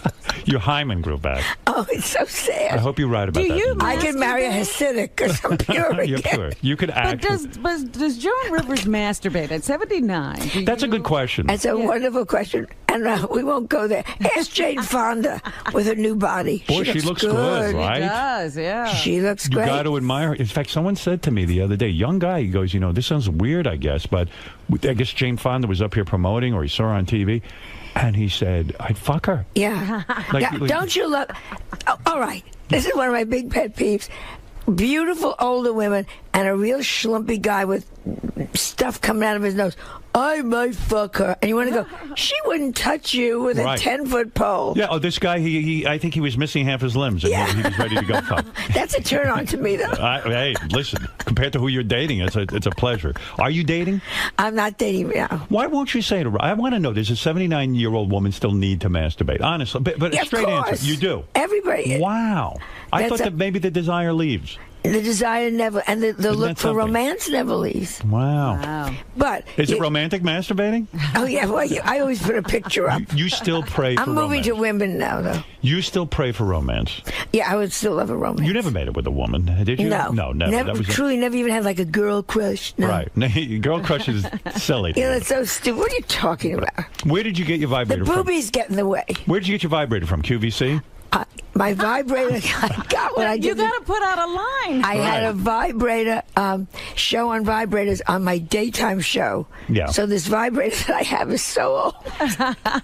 It says, beat the Japs. It was made in World War II. Let me understand something with you. You're at war with everybody. Yeah. Isn't it true that you met Will Ferrell? I'm going back now a couple of years. Yeah. Very 2005 Golden Globes. Will Ferrell was on the red carpet. You were doing interviews. And you said he was very rude. Now, he seems like a guy who's nice to everybody. Well, I was talking to Mike Nichols interviewing Mike Nichols on the air. We all know live on E. And Will Ferrell, Mr. Important, walked up, turned Mike, and began to have a conversation with him. Not on the air with me. Oh, that's Do you funny. understand? But isn't that kind of funny? You son of a bitch. Wait a Who do you second. think you are? You big stupid elf. Do you think that was meant intentionally to be funny? Because that sounds funny to me. That like you're. It wasn't funny. It wasn't. When Robin Williams does something funny, you know it's funny. Right. When Dustin Hoffman, no, this was just an egocentric asshole. But I know you love big moments. You know to recognize a moment. When that guy did, why didn't you confront him on the I air? tried. He wouldn't stop talking to him. It Oh, wasn't that's funny. That's funny. It's funny, but so it you mean wasn't you went funny. up to this guy and you're scared? Listen, you. Look, I'm hello, Mike. Hello, hello. So They probably have it somewhere on E on tape. So you're convinced that Will Ferrell isn't a genius who constructed a situation for you that was brilliant? This was called extraordinarily rude. Wow. An ego beyond egos. And you're funny, but you're not that funny.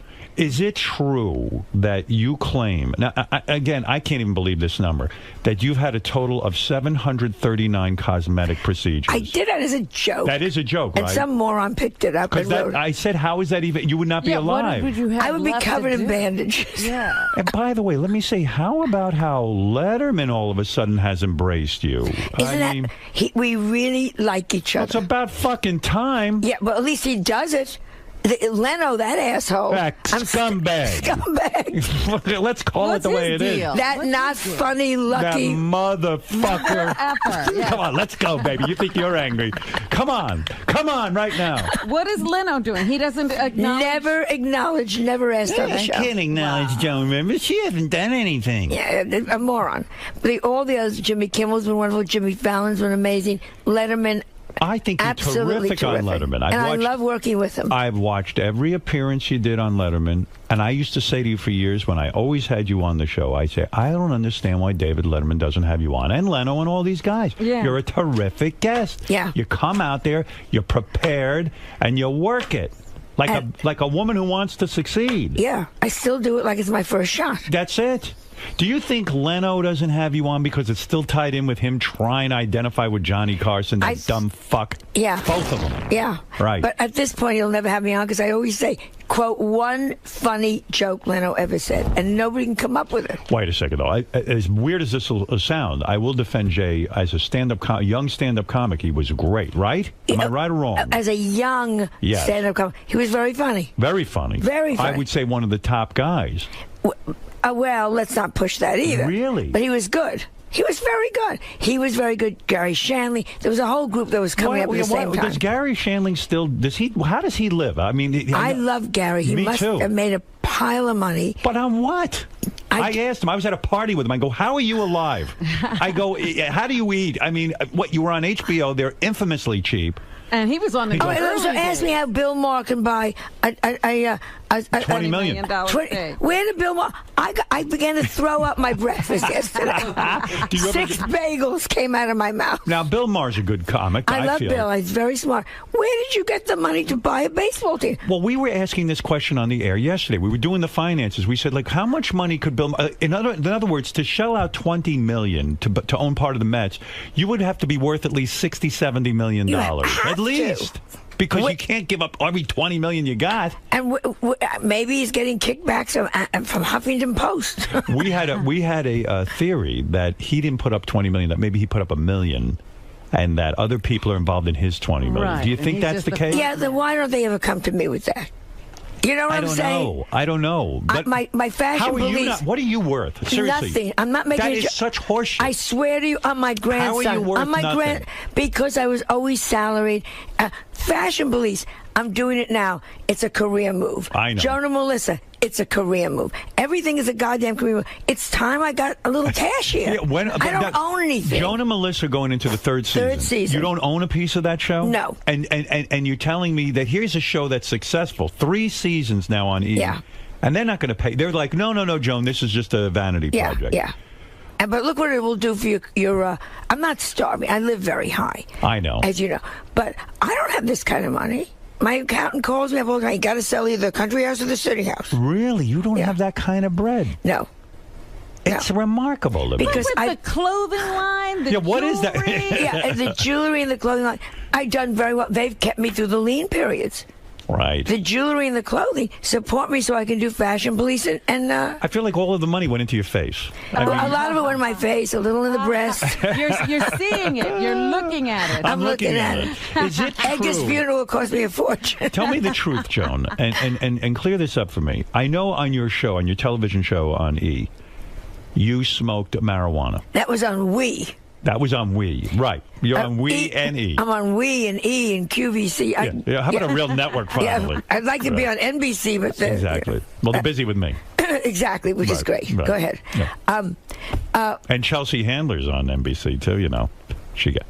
Hey, so this is interesting. I see you biting your tongue. Hold it. Last time you were here, you let Chelsea Handler have it. You gave it to her good, and you said, "How dare you?" I don't care. I don't think she's particularly funny. We all know how she got what she got. She's doing okay. Good. You're referring to the fact that she was dating Ted Harbor. Dating? Well, but she was living with Ted Harbor. Yeah, whatever. Right. Good. I don't care. But don't you come after me, you whore. Who hates you? Joan Rivers was critical of you at one point, wasn't she? Well, Joan Rivers. I mean, what the fuck do I care about Joan Rivers? You don't care? It doesn't bother you? It does bother you. I saw Joan Rivers the other day at E, and she said, "Hi, her and that daughter. Melissa. Yeah. And you don't like Melissa? No, I mean I don't not like her. I mean, right. but I don't think about either one of them ever.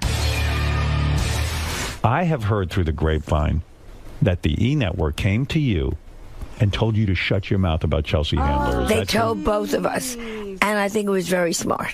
Why? Because, actually, the smarter thing was if we had a big feud. I think that would have been really smart. Right. It's like back to banning my book. I think that's great.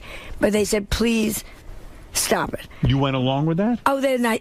So they're lovely at E. So what? So I said, absolutely. But what does that? I mean, I had Chelsea on the show. I asked her about you. That's how this whole thing got started. Yeah. And you came out, guns a-blazing, and now said, "Who are you?" And we went to the upfronts, which is where you go and you meet everybody that's connected with the network. And she said something very nice about me at the podium. Did she come up to you and say this? No, we don't talk when we see each other. You're kidding still? Even at the upfronts, you didn't talk to each other? Well, upfronts 200 people. You can avoid a lot of people. So there you were. I can't talk to her. I can't talk to Lisa Lamprey. I mean, you're How do you go to a party these days? I don't. She stays home. She goes to England to go to parties. I'm surprised she's not there today. No, some people the Queen of England's having a jubilee. Yeah, I know. I should be there. She called me last night. Didn't you? Where were you? Didn't you do a stand-up in front of the Queen and said the word fuck? Fuck, yeah. And you told her you can behead me now? Yeah, right now. Right here, I said, behead me. okay, let's just get it over. Was Behead she me. offended by that? He laughed. He left. He Prince left. Charles. No, Philip. Prince Philip. And when they came down the line, the receiving line afterwards, he said to me, very funny, very funny, very funny. Yeah. Very funny for a Jew. Very funny for a Jewess. So you well, get back to this for a second. The Chelsea Handler thing. I got to understand how this works. I'm not going to make a feud here with her. I'm not saying a feud, but I want the real Joan Rivers on this. Oh, yeah, sure. I want to know behind the scenes what goes on in your life. You came on here. You said, who is she? How dare she not look at me in the halls? Right. How dare she act like she doesn't know who I am? Because everyone knows who Joan Rivers is. And that she's superior at times. Yeah. Right. You really let her have it. I know my audience was very excited by this. They were like, wow, Joan, right on, blah, blah, blah, blah, blah. They like the feud. Right. But you come in here today, you bite your tongue. Because I like the people at E. And What it's did they calmed say? down. They said, just let her alone. Let her alone. Well, why? E wants it to look like we're a happy family. But you're not. Well, we are. I don't need another feud. So you go How many times did I cross the street on one block? It's amazing you're still alive. I'm surprised a hit wasn't put out on you You know years what I'm ago. saying? There's so-and-so I got to cross over. There's so-and-so I got to cross So back. you go to the upfronts. You're standing there, and Chelsea Handler's in the room. It's uncomfortable. Doesn't she walk over to the icon Joan Rivers and say, look, I'm sorry that this happened? No, she did not. No. Again, she dissed you. But she went on stage and Wait she a said second. something very nice about Joan. What did she say? I was backstage, but my friend said she said something like, my friend Joan is here or something. My friend Joan, who I don't even look at when... But she said that, and I thought that was very nice and very gracious. So if people say something publicly, but then behind the scenes won't even look at you... Well, that's me all the time. But no, that's not true. That's not true. Last night, Meryl Streep gave me her garbage to throw away. It was at a party. No, be honest. She said, "Could you let this?" I would have thought Joan Rivers would have said to E, "Listen, go fuck yourself. I'll say what I want about everyone," and she should apologize to me. And she should have. But you want to know? Then you have to say, "I am the grand icon," and I'm not. I am still in that trench fighting. Did Betty White and you smoke weed together? Is that a true story? No. You were. I did the Betty White show. You did. Yeah. And you even say in never your new again. book, you even Well, say, really, never again. Why? They were lovely. Betty was lovely. All the cast was lovely. First day, I also did Drop Dead Diva, which is first day I get there, and I'm playing her auntie, her twin sister that comes back. So I say to them, "Where do I come from? Should I have luggage?" They said, "Just read the lines." Now we read the lines, and I start to the way I work. Let me ad lib. Let me see. They call my manager the first day. They said, "Tell her to do the script as is." Whoa. Okay. Whoa, okay. Then why did you hire Joan Rivers? Well, maybe they want you to just stick to the script. Well, mistake. Wait. Brilliant. I want you to explain this. It wasn't that brilliant. But explain it to me. And the cast was lovely. Cast was terrific. All right, but explain it to me. They wrote a script. They send it to you. Right. And you agree to do it. Because you always figure, when I did Suddenly Susan, you go in, I worked with Kathy, you ad-libbed and you came out with something terrific. But you know on a lot of these shows. I did Nip Tuck. What can you do to do it? You've got a writer who's funny. Let her give you an input. And I always say, if you like, let me try it. You don't like it, we'll throw it away. I never say. But some writers and some shows obviously are very scared or afraid to let go of their words. They want them exact. Fine. And, so... Fine. And they had them exact. My big joke was, gee, is the minister here? You were disappointed because you felt you didn't come off funny. I came off like a piece of shit. Yeah. And then they called me and they said they want to put it up for a... Emmy. And I said no. It's not Emmy. It's not my best work. And now, you've won Emmys. 2 weeks later, I go down to do Drop Dead Diva. Right. And they said, let's work together. It's going to be so adorable. What is Drop Dead Diva? It's on ABC. USA. It's a scripted show? Scripted show. But again, you're coming on Monday. You're shooting on Friday. They said, why don't you add some Joan Rivers to this? And let's see. And if we don't, and I always say, if you don't like it, don't use it. So you got insulted. And on the Betty White show, not inside. I just thought, you morons.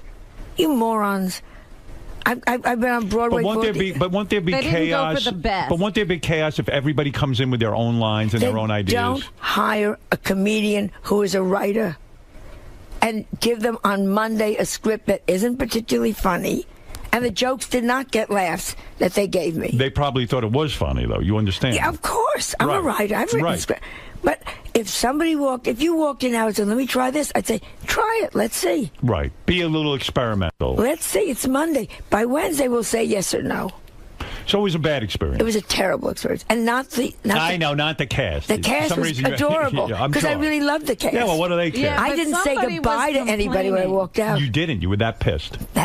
But you were professional. Right. You did the show.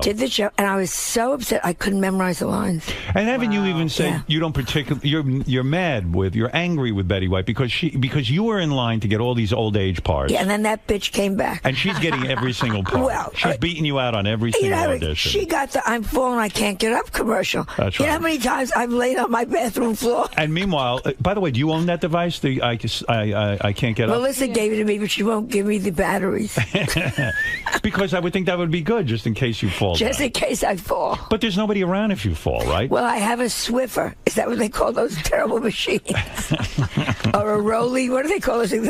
It's I don't know what they call it. But I know the little mop thing? The thing you'd sit on. They always have the old lady smiling. Oh, the scooter. The scooter wooter. And there's Grandma smiling because she's right. And the face of the family is always like, oh, fuck, the old bitch is moving again. People say to me, did Joan really smoke pot on her show? You really, because sometimes on these reality shows can be staged a little bit. Yeah, ours is. You went and took the joint. It was so much fun. Did you smoke with Melissa? Oh, she gets very angry. She smokes a little.